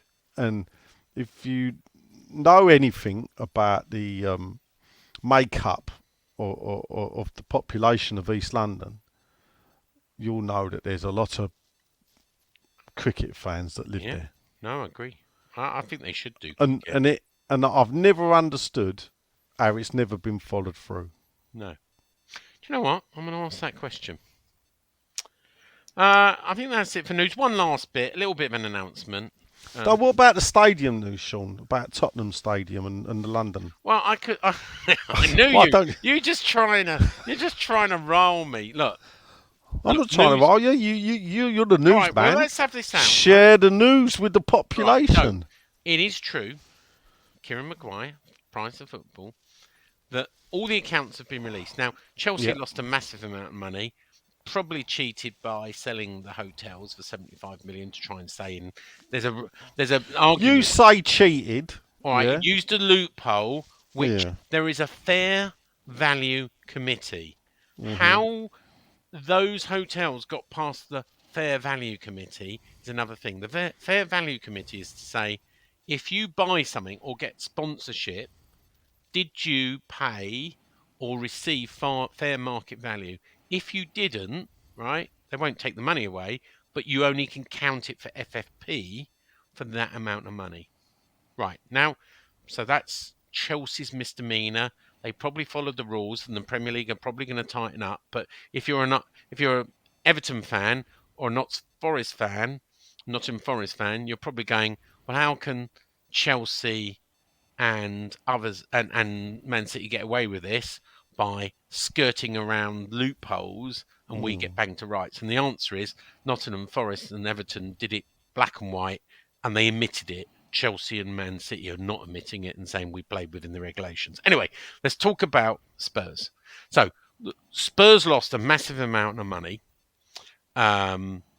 this year because all the accounts are now being published. I mean, the amount of money that football clubs and West Ham were the second best. They had the best operating loss. The only people that did better than us was Brentford, who made a profit, but we had the lowest operating loss when you take away player transfers. So the story you're talking about was, so I think it was, I'm trying to remember, 95 million or 89 million Spurs lost, yeah? Of which 72 million was stadium costs, right? They've borrowed almost $1 billion, 800 million, and they're paying it off to 2050, right? So people who go, oh, they're going to pay it off in the next 10 years, and then they went, no, they're paying it off to 2050. Low interest, agreed, but So it's like a mortgage, Sean. it's like a mortgage. You're right, but it's a big mortgage at 72 million. It's a big house, Sean. Yeah. So West Ham. I'm sure your house has got a bigger mortgage than mine. Yeah, I'm sure. £4 million we pay, right? Yeah. 3.6 plus some add-ons. Yeah. Is our index linked. It was 2.5. Yeah. It's now 4. Is what we pay rent. Yeah. Yeah. Our operating loss or losses were 17 million. 12 operating loss last season. Theirs, Spurs, were 89 of 72 of the stadium. So the comparison I was trying to make, and of course it completely backfired and you joined in, was, it's all well and good saying, oh, look at all the extra revenue they're getting from ticketing, catering, etc. But they are paying for that in massive infrastructure costs that will be for the next 25 years. And yes, a bit like Arsenal, they will come out of that with a stadium they fully own like a mortgage. But equally, right, West Ham don't have that overhead. Now, I'm not saying it's right or wrong. I was just making a comparison.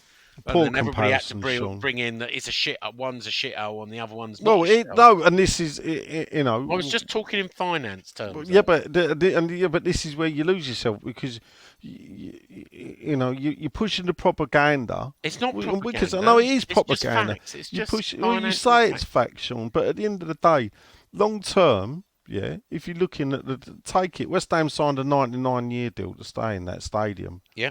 Yeah. Let's come 2050. Yeah, West Ham will only be we'd have been there 34 years. Yeah. So we're still going to have another 55 left. Yeah? No, 65. 90, yeah. So we'll have 65 years left. We'll be probably paying by then 10 million this season. Yeah, no, I'm sure it will. Yeah. Spurs will be banking 60 million, 80 million a year profit from their stadium. Well, I need to look at the detail. What I haven't looked at because I haven't spent any time looking at this, but no, I need to look at what profit they're making. I don't know what you expect. Whether you expect people to go, you know what, Sean, I make you right. I don't know why. Yeah, and do you know what? And this is the bit. Right, here we go. It's a little bit of claret and booze. Controversy sells, Nigel. Content. Yeah, but Sean, you're putting it on Twitter. You're not fucking selling it. I get my £5.50. Oh, well done a month. Meanwhile, Claret and you are getting like 50 quid a night from people chucking tenors at them. And you keep banging away on Twitter. And you keep telling me content sells. Anyway, yeah, all right. So thank you for bringing that up. You're welcome. The last announcement I want to make is good friend Huey. That we've of yours.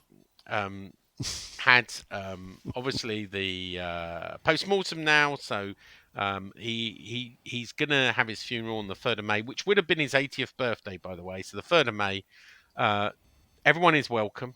So anyone who knew Huey, welcome. It's 12 p.m. at the Rugby Crematorium, and there's a Thanksgiving service and wake. Where is it again, Sean? Rugby Crematorium. Oh, right, okay. You're just trying to make me pronounce that again. Thanksgiving service and wake at the Paddocks Methodist Church in Rugby as well at 1 o'clock. And yeah, alcohol free. I don't know. I haven't asked his daughter, but I know. I mean, Harry's been invited, and Barry Prince? Stockman, and interesting. We did invite David Sullivan. Harry? David Sullivan said he's not a big lover of funerals. Didn't go to David Gold's funeral, by the way. Only been to his mother's and father's funeral, and that's the only two funerals. Well, he would only go to people he likes, really, wouldn't he? We didn't. Oh, you say he didn't like David Gold? No, I'll leave that there. I'll park that bus. He doesn't go to funerals, right? It's just not what he does. Just in case he sees his own. But yeah, I will be there. I'll be there. So anyone who wants to come, you're more than welcome. And I think he's going to be up on the screen. His family's going to be there on the last day of the season, on the Luton game, where his picture will come on the screen. So make sure your kids ain't looking at the screen, people. But anyway, wouldn't want to find. And it'll be Len's picture. We're using Len's portrait, which they got a second copy. Anywho, be quiet. Be quiet. Oh dear. Well, I doubt if the family are going to listen to this one. I'll behave myself on the special. That's your lot. Anyway.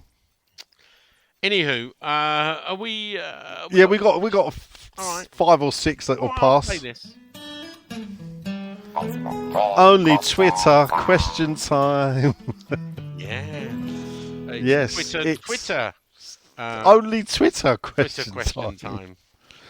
And where you, the lucky listeners, get to listen to us answer a question posed just today by people that follow me on Twitter, because it's been a long day, and I ain't really got time for 45 questions on Facebook.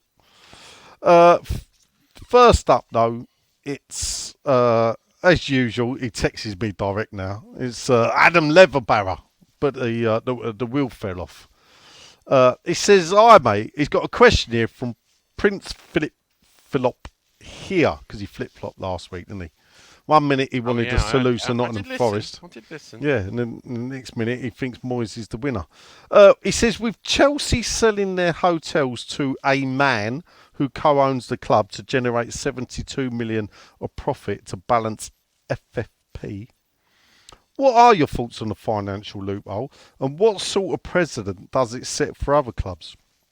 I.e. selling the bowling ground to Sullivan or selling Rush Green to Sullivan? Thanks. Moyes out, Moyes in. In out. Shake it all about. Nigel, Rio, okie dokie.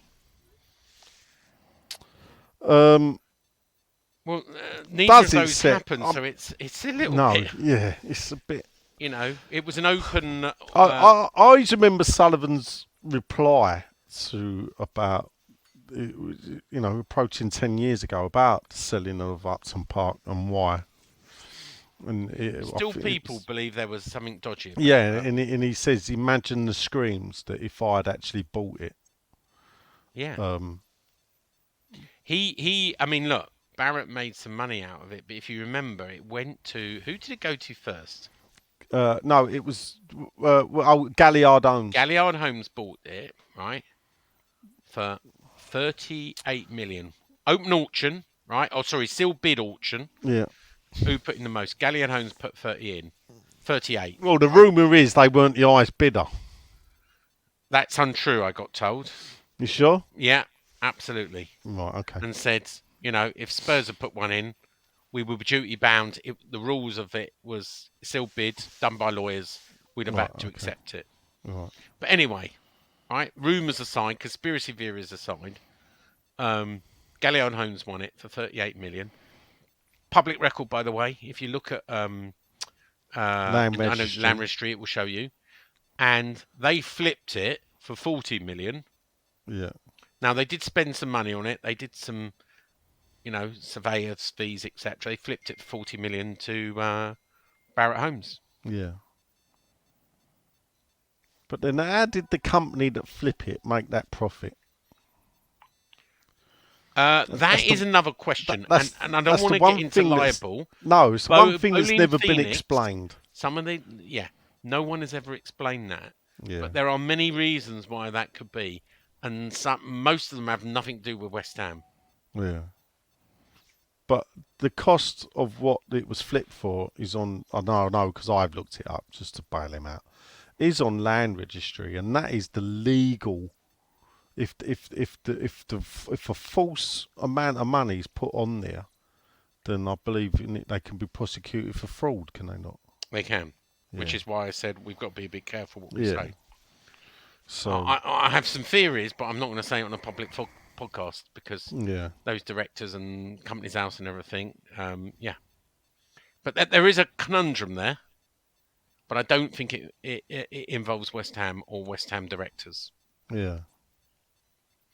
But it's difficult to prove either way. Right. Okay. So I was just looking. I forgot to tell you. Paul Stringer did text me. Oh, did he? Fun enough. Yeah. After I mentioned him on the podcast the other week. Oh, did you? What did he say? Yeah.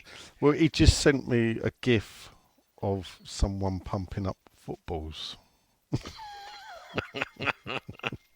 So anyway, let's go over to Twitter. So I just said questions for the pod if you have one. First up, it's the chauffeur, Mr. Paul Nolan. He was missing from the group photo, obviously. Beep chauffeur. He says, my question is, as a West Ham fan of a certain age, I remember when we were just happy to finish top half. Now I'm getting caught in the European campaign, want it again next season. Am I becoming sucked into thinking we're better than we are? So, that's a tough question, actually. I missed that. Sorry, my message. So, she was just sorry about the beginning. So, all right. So, what it says is, Paul Nolan says he's our age, yeah. Yeah. So he remembers BP. when we were happy to finish in the top half. Yeah. He says now I'm getting caught. I remember being happy not to be relegated, Nigel. Never low top half. Now he's getting caught up in the European campaign. Yeah. He wants it again next season. Yeah, of course. This is his question. Is he becoming sucked into thinking we are better than we are? Yeah. I think there is a bit of that. I don't want to use the term "be careful what you wish for," right? I am frustrated with David Moyes' play and everything else, but equally, whichever way you look at it, boring football, entertainment, etc., he has got us qualified for Europe for years running. Luck, experience, who knows? But all I can say is consistency, is key in this game, right? Yeah. We haven't had to look over our shoulder. Well, obviously, we did have one season when we finished 14th last season. Yeah. And we had a bit of a dodgy spell. But, Europe has become a way of life. I'm a bit like you. I hate to say this. I hate the Sunday games. And my son plays on a Sunday. He had to miss his last game of the season yesterday because it was West Ham or his club. And, I want my Saturdays to play on a Saturday again, right? But I'll miss Europe, right? You're going to miss it when it's gone. I'll miss the Thursday nights. I'll miss, us being in Europa Conference League, etc. So it's a bit the old analogy. The thing I would say about that is realistically is UEFA could reorganise the football calendar, believe it or not, and play Champions League on a Tuesday night and the Europa and the Conference on the Wednesday night, or play Champions League on a Tuesday, UEFA or Europa on a Wednesday, and the Conference on a Thursday. Yeah. They could do that. They're obviously they're not bothered about the Europa and the Conference realistically. All they're bothered about is Champions League. Yeah, of course. And all they're doing is throwing the dog a bone. Yeah, they cook up these tournaments because the Europa League gets dominated by the Champions League teams that drop out of it. So therefore, they need a lesser tournament as such, which it is for the filler teams. The funny thing about it is that all you know, I'd hazard a guess that the Europa Conference League, I doubt will ever be won by a team from, you know, I doubt if a Dutch team will ever win it.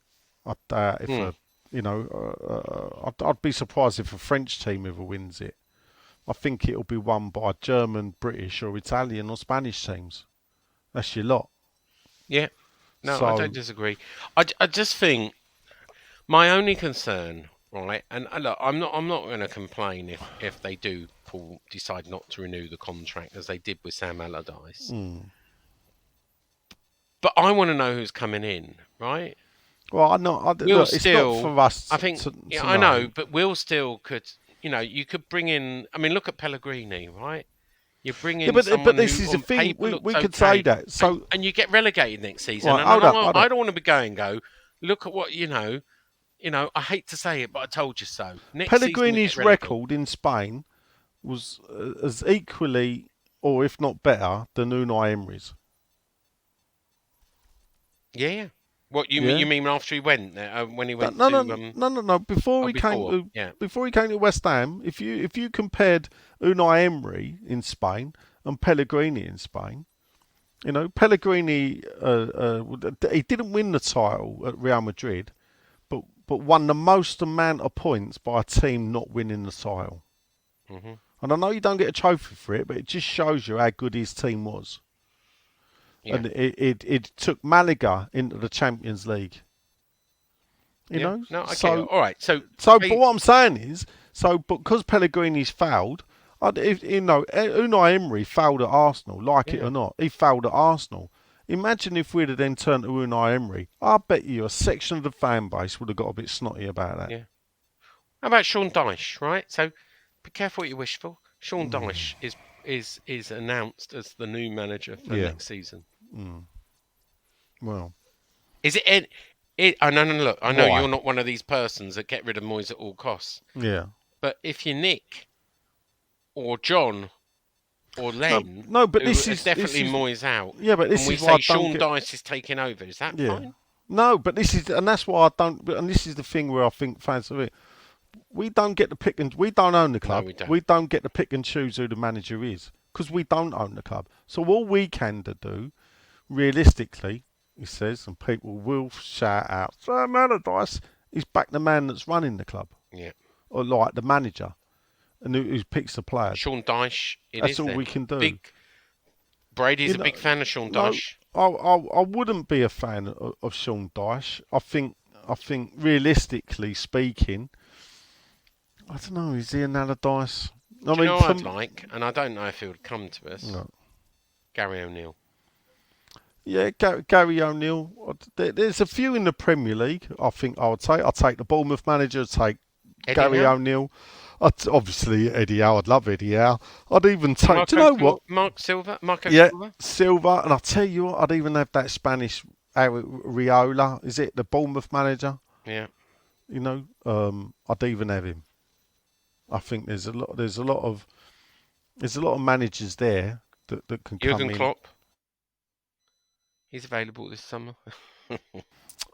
Next up is Mike Aki. He's got a question for you, Sean. Go on. When Sully eventually snuffs it, will Bouncy Boobs be entitled to any of his money? Sully Brady, Silky Salty, West Ham Central. Outs! Who is Bouncy Boobs? I'm guessing that's Brady. Did you see this? Did you see the sticker Titiana? in Germany? Oh, well, yes, I did. Yes, I'm not going to repeat it. You can that was repeat quite it, funny. but I'm not going to repeat it. It might perhaps he means what's her name, Titiana or so far. Oh, his girlfriend. Probably. Yeah, his girlfriend. No. Not yet, anyway. and But Miss- she's got her own money though. To be fair, isn't it? The Baroness would not get any either. Look, the goes to both of his sons. I don't know if you know, but Jack Sullivan, as a West Ham director, talked about finances on with my mate Mark Saggers on a Talk TV podcast last week. Oh, good old Jack. Whatever happened to him? Funny you should say that. Is He it? gets the DLR, put him in Mill Lane. I was on a DLR with him, just behind him with carrying his suit Oh, a few weeks ago, and Big Keith last week was on him and said, "Oh, you never guessed on my DLR was Jack Sullivan in his suit." probably lives in the Wolf then, doesn't he? He probably does actually, and Yeah. he travels with everybody else. Times are tough, isn't it? No Times are tough, innit? chauffeur-driven cars to get in Dear. the stadium. Fair enough. Dear. Well done, Jack. Mark 94 35 28 24 13M says evening. So Tim is in Brazil looking at players. Yep. Do we think they are for Moyes or for the new first team coach that he will pick to take over from our cowardly defensive boring? I'll take all the credit things go well, but blame the players when all goes wrong. Manager. We don't know. Jury is out. And, Jury's out. I know the Muppet or Puppet bet is still going, but no one knows. It's a big... look, fair play to them if they get rid of Moyes. Because, and this is the thing, and I'll tell you why. I wrote about it a while ago. Business-wise, I think we will finish top 10. Above 10th as well. So, he'd have had 4 full-time seasons, and in 3 of them, he would have finished top 10. I'm not even sure Harry Redknapp had 3 top 10 finishes in a row before having a really bad season and getting sacked. So, no one would have ever lost their job at West Ham ever in our history finishing 9th. So, What does that say? So, it'll be a brave move. And I know it sounds mad. The reason why I say it'll be a brave move. What you wish for? No, I'm not. The reason why it'll be a brave move for them is because at the end of the day, they're all about the bottom line. Yeah. Most of us are about football. They're about the bottom line. David Moyes, in finishing top 10 and in achieving what he does, you could say is good for the bottom line. And when I say that is, if the fans turn up or if they don't turn up, they've already got our money. Yeah. If we don't renew the season tickets, they'll be even happier because they'll flog them for the other people that are waiting to buy the tickets for triple what they give us back. So actually, we are inconsequential, isn't it? I think's the word. Mm-hmm. We don't matter when it comes to the bottom line. What matters is where you finish in the league. What can this cup run has generated income, isn't it, to the quarterfinals? Yeah, it has. Yeah. So therefore, off the back of that, he is good for business. Yep. I'm afraid so. Right, Mark Reaper on Twitter. Good to see you, Mark. Well, Kevin, as we like to call him. If we go out of Europe on if we go out on Europe Thursday night, is there any truth in reports that the European Central Bank has arranged an emergency meeting because the EU is predicted to go into a Great Depression lasting a generation if Dodds' Grand Tour comes to an end? If Lem was here, I'm sure he'd say something. Yeah. Well, you heard what I said on Sunday. He didn't hear that, did he? No. And I'm not going to repeat it. No. But, I will. Without wanting to give it many more out. No. I nearly said something there. Yeah. Then, no. No. I mean, look, I would have loved to do, if I was retired like Dodsey, I would love to do home, away, and every European game. I'd loved it. So, well done on great adventure. We're all a bit envious, aren't we? Yeah. Next up, it's the, I believe he's the BBC political editor, Nick Robinson. Really? Yes, Nick Robinson. I don't think it's the same Nick. Did you not? No. Well, Ian Dowell listens to us, and he's a political journal of some standing. Why is he trending on Twitter? Ian, well, he's interviewing Liz Truss. Oh. So I pay attention, unlike the others. Yeah. He, Uh, he I said will something listen on thing on on the so podcast. Ian said something like, "I always wonder when I'm trending on Twitter whether I've been outed for doing something." And I mean, what have you been doing that you could be outed for? Yeah. Comments on a on a postcode to what's Ian Dow been up to? What's his big secret? Yeah, Yeah. what is he hiding? Yeah. Uh, uh, Nick Robinson says a Sean Free podcast last week was a breath of fresh air. Oh, thank Less interruptions and more sense spoken. Will this become a more regular, permanent feature? Boys out, Brady out. Well, I do go How on many quite a lot. holidays have you got lined up, Sean? I am off to LA soon for a wedding. Yeah, there you go. And I've obviously got some holidays in Spain. Yeah, I've got some trips over to Ireland for work. yeah, Obviously Croatia for the stag do. yeah. Mexico For the wedding. the wedding. I think that's it, isn't it? All right, that do you? That takes you up to Sure, I've December. got another little trip Yeah. over to Italy or so. I mean, I'll fit a few things in more, but so yes, I'm sure I can arrange that. Yeah. So yes, good. I'm glad you liked it, Nick. I must admit, I do miss Sean when he's not here, and this may be why. Mark Reaper pipes up. Kevin's back. He says the pod needs Sean because he winds them all up and it makes it more entertaining. It's true. There is something to that, you know. There is something to it. It was very calm. That's what Yeah. Paul Turner said. It's very calm. Yeah. You know, I had to tell him to turn the podcast off. I'd had enough of listening to it. I have a part to pay. You know that. You know, it's like I have a part in the script. I'm the Yeah, one to you definitely do. Yeah. Mick Clifford, how you doing, Mick? Hope all is well.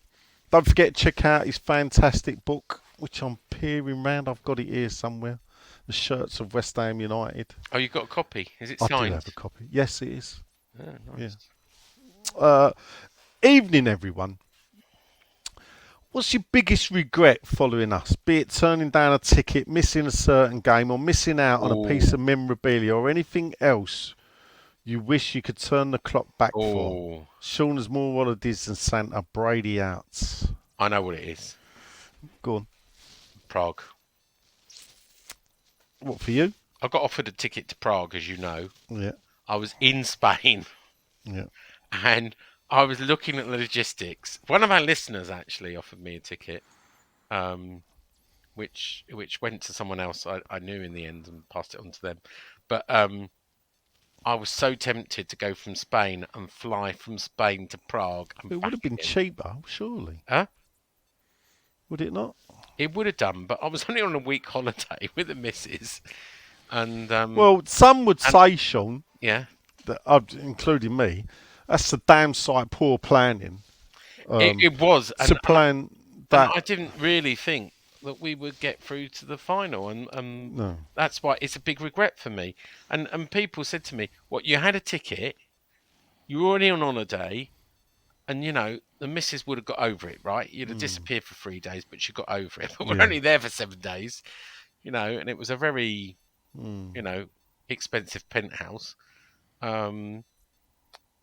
Yeah, it wouldn't have gone down too well, but I do have regrets. I mean, hindsight's a wonderful thing. I mean, imagine having a ticket but not a passport. I mean, that's I know that. Well, there's your regret. You were in a similar position. I was quite happy because when you go into France now, they stamp your passport. Oh, right. So it's been so long since I've done it. So I've now got 2 stamps in my new passport. Oh, well done. Which is the most I've ever had in any passport I've ever owned. Is that your regret as well, Prague? Yeah, definitely. Yeah. Definitely. That. Yeah. You know, my loss was a very good friend of mine gain.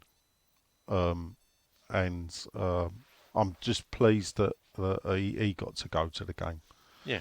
So well, the ticket I was offered went to Leon, and Leon got to go to the game. I see Leon actually. Oh, did you? I had a chat in Germany? No, in Stratford. Oh, right. On yesterday. Yeah, yesterday. All right. John Bish says if we lose on Thursday out of Europe, given we've only had 3 league wins in 2024, which is a bad stat to be fair, but then again, the football season is played over 38 games, not just 19. or whatever it is we've had. Is it time to announce Moyes won't be here beyond June? Everyone out. No, it ain't going to happen until the end of the season. So let's stop speculating, right? The board are very consistent in this, right? Mm-hmm. When the end of the season happens, there will be a meeting with the board. There will be a vote. They will sit down with David Sullivan will sit down with David Moyes and have a conversation. What do you want, etc. Do you think And they a have a decision vote in is made. front of him? Huh? Do you think they do the vote in front of him? No. They're not very good at their corporate governance, but that's another story, not for today. All right. It's not like blackballing then, is it? I still think there could be another investor by the summer, but that's another story for another. I think if there's another investor by the summer, yeah, I think that will coincide with the removal of David Moyes as manager. David Moyes' best hope of staying West Ham manager is the status quo stay stuck as it is. And I think there's a good chance of that. There's no definite news of that new investor, no matter how much they've tried. The only way is Brexit on Twitter. I said, how many facelifts has Brady had?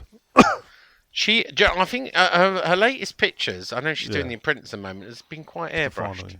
Oh, yeah. All right. Just reminded me, I've got to ask her something, so I just all right, you do that. While I go, well, I mean, by the amount of chins she's lost, she's at least had 4. She's looking all right for her age, thank you very much. Airbrushed, mate, airbrushed. Dear, oh dear. Do you think so? Well, listen, you know what I think. There's only 2 good, nice things about her, and that's left and right. And we'll leave it there. Thing. What? Do you know how old is she? She's 54, 55. I think she's a bit younger than me. She's 55. Yeah. All right. I'm 56. Yeah. 1969. 4th of April. I hope you wished her happy birthday.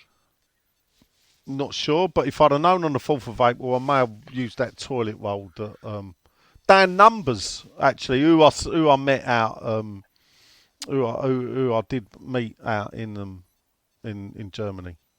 Met a few out in Germany, actually. At one point, I was talking Isn't she to about someone. to become a grandmother? Did I hear that Sophia possibly is up a duff. Yeah. Pregnant, I think we call it. Oh, she's already given birth. Oh, is she? Yeah. Oh, there you go. She is a grandmother already. She gave birth last month. Oh, right. In March. She gave birth to a baby boy. She's a grandmother. What was the boy called? Paolo. Newborn's fiance Frankie. They're not married. Oh, Frankie Makin. The beauty. Blah blah. This is Daily Mail, obviously. Oh yeah. What's the name? No. Don't care anyway, Sean. I know you don't. Why did you ask? I didn't. You said she's going to be a grandmother, and it was you.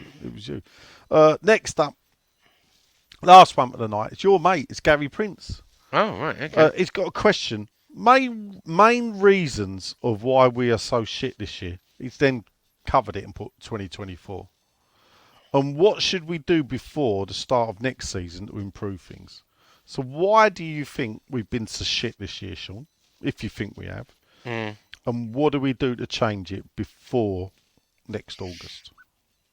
I think it's got to be in recruitment. You know, we made some great signings in attack with Kudus and obviously Paquetá a bit earlier and Alvarez. Some great signings, but we're just too paper thin. And the cracks are showing later in the season where, you know, we haven't got enough depth in, you know, as we started this podcast, Mavropanos and Agur have a mistake in them, and you need really good centre-backs to create a really good team and build around it. We haven't got any cover very much on the left and the right. We've got one good team, and the problem with one good team is if everybody's fit and on form, you can win some games, and we've won some terrific games this season.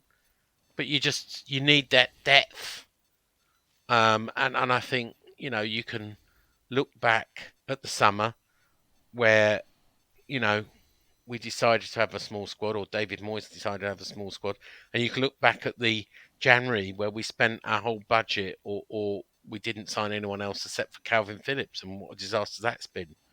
So, if I put my finger on it, it's got to be the size of our squad. All right. Would you not agree?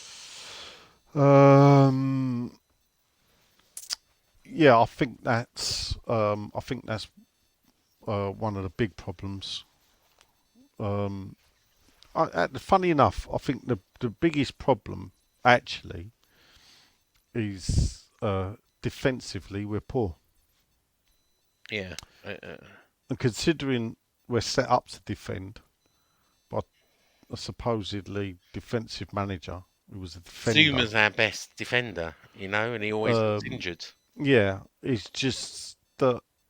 Just remind me, how about the lead stag do of 50 Zumas being chasing a cat? Did you see the next video? Yeah, they went out in the cat protection league and started kicking the cat in. Ah, hilarious. I mean, defensively, it's funny if you take the players individually. Think, oh, he ain't bad. If you say, what do you think of Kufal? People go, generally people like him. Yeah. You think he's a half decent player. You look at Zuma, you think, yeah, it's good. You think Mavropanos are good. You think, yeah, that's okay. Emerson, we all love Emerson. Put them together in a back four, we're leaking goals. Yeah. What's the problem then? Is it actually the middle then? That they're actually going through the middle? So... Well, Alvarez, we look a lot better with Alvarez, but you put James Ward-Prowse and Souček in that middle... Yeah. And we don't look so good. No. Most of our wins have come when Alvarez is available and on form. Because he's that steady, he protects that back forward. I'll tell you, I'll go as bold to say, it's quite possible without selling Declan Rice, we wouldn't have bought Alvarez. Yeah? Yeah. But I think with Declan Rice in that team, we would have been challenging top six. Oh, really? Okay.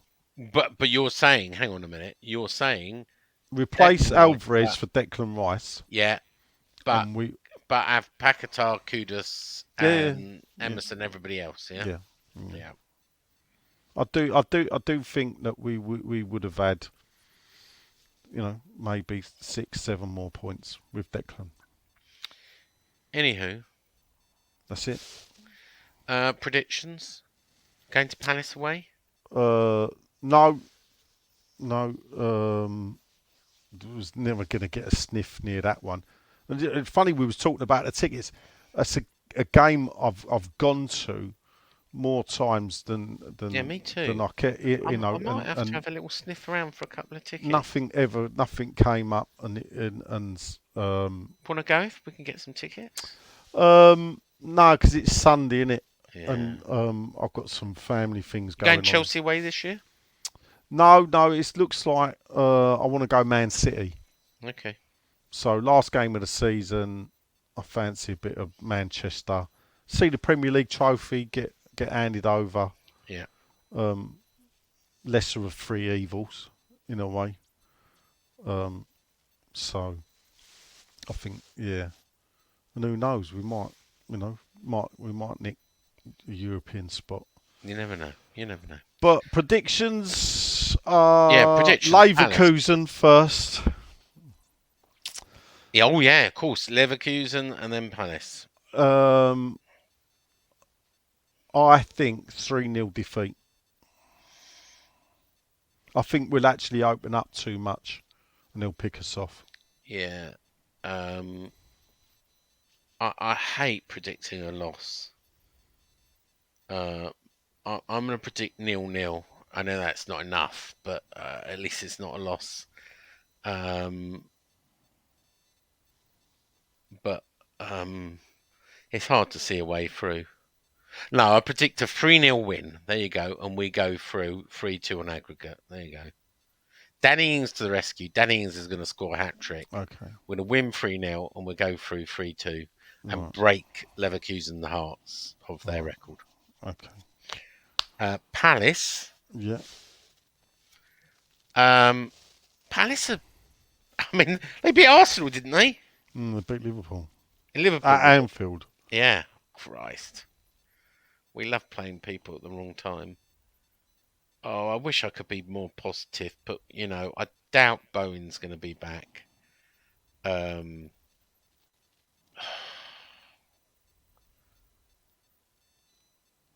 want to be positive. I really do. I'll go for 1-0 win.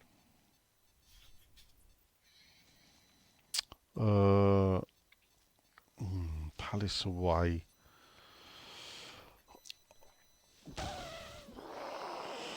I will go for. What will I go for? I'll tell you what. I'll fancy it.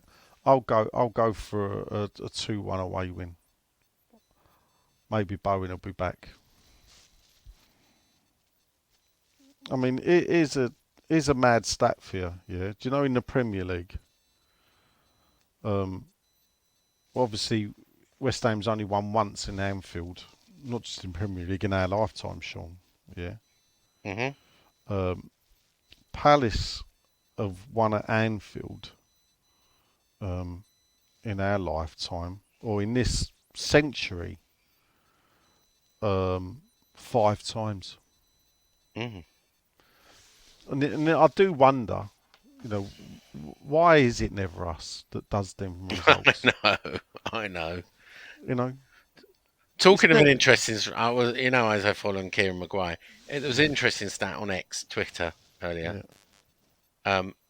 Brighton played a game at the weekend where there was no number 1 to 11 on the pitch. Wow. Is that interesting or not? Yeah, I mean, the thing I'm waiting for is that, and it could happen next season. Yeah. Maybe. I think maybe with Antonio, you might have got another year.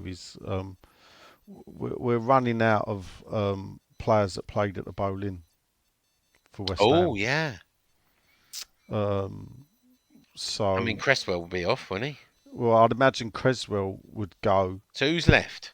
So you're looking Antonio and Ogbonna.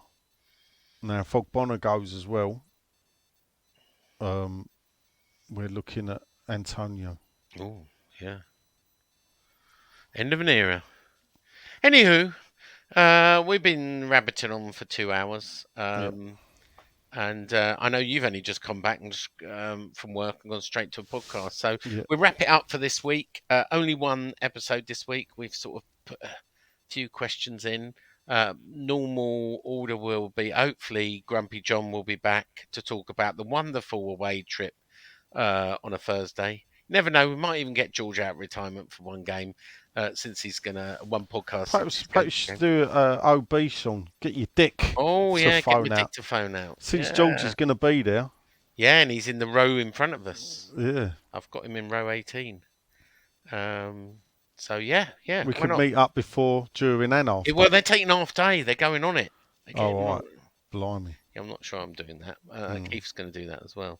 Anywho, I've been Sean. Nigel has been... calm, really, with you in attendance. I know, that's right. I told you. Must Len. be the others. It's Len. Len causes the trouble. Len causes the trouble. Must be the others. Come on, you Irons. Bobby Moore. More than just a podcast. Bobby Moore. More than just a podcast.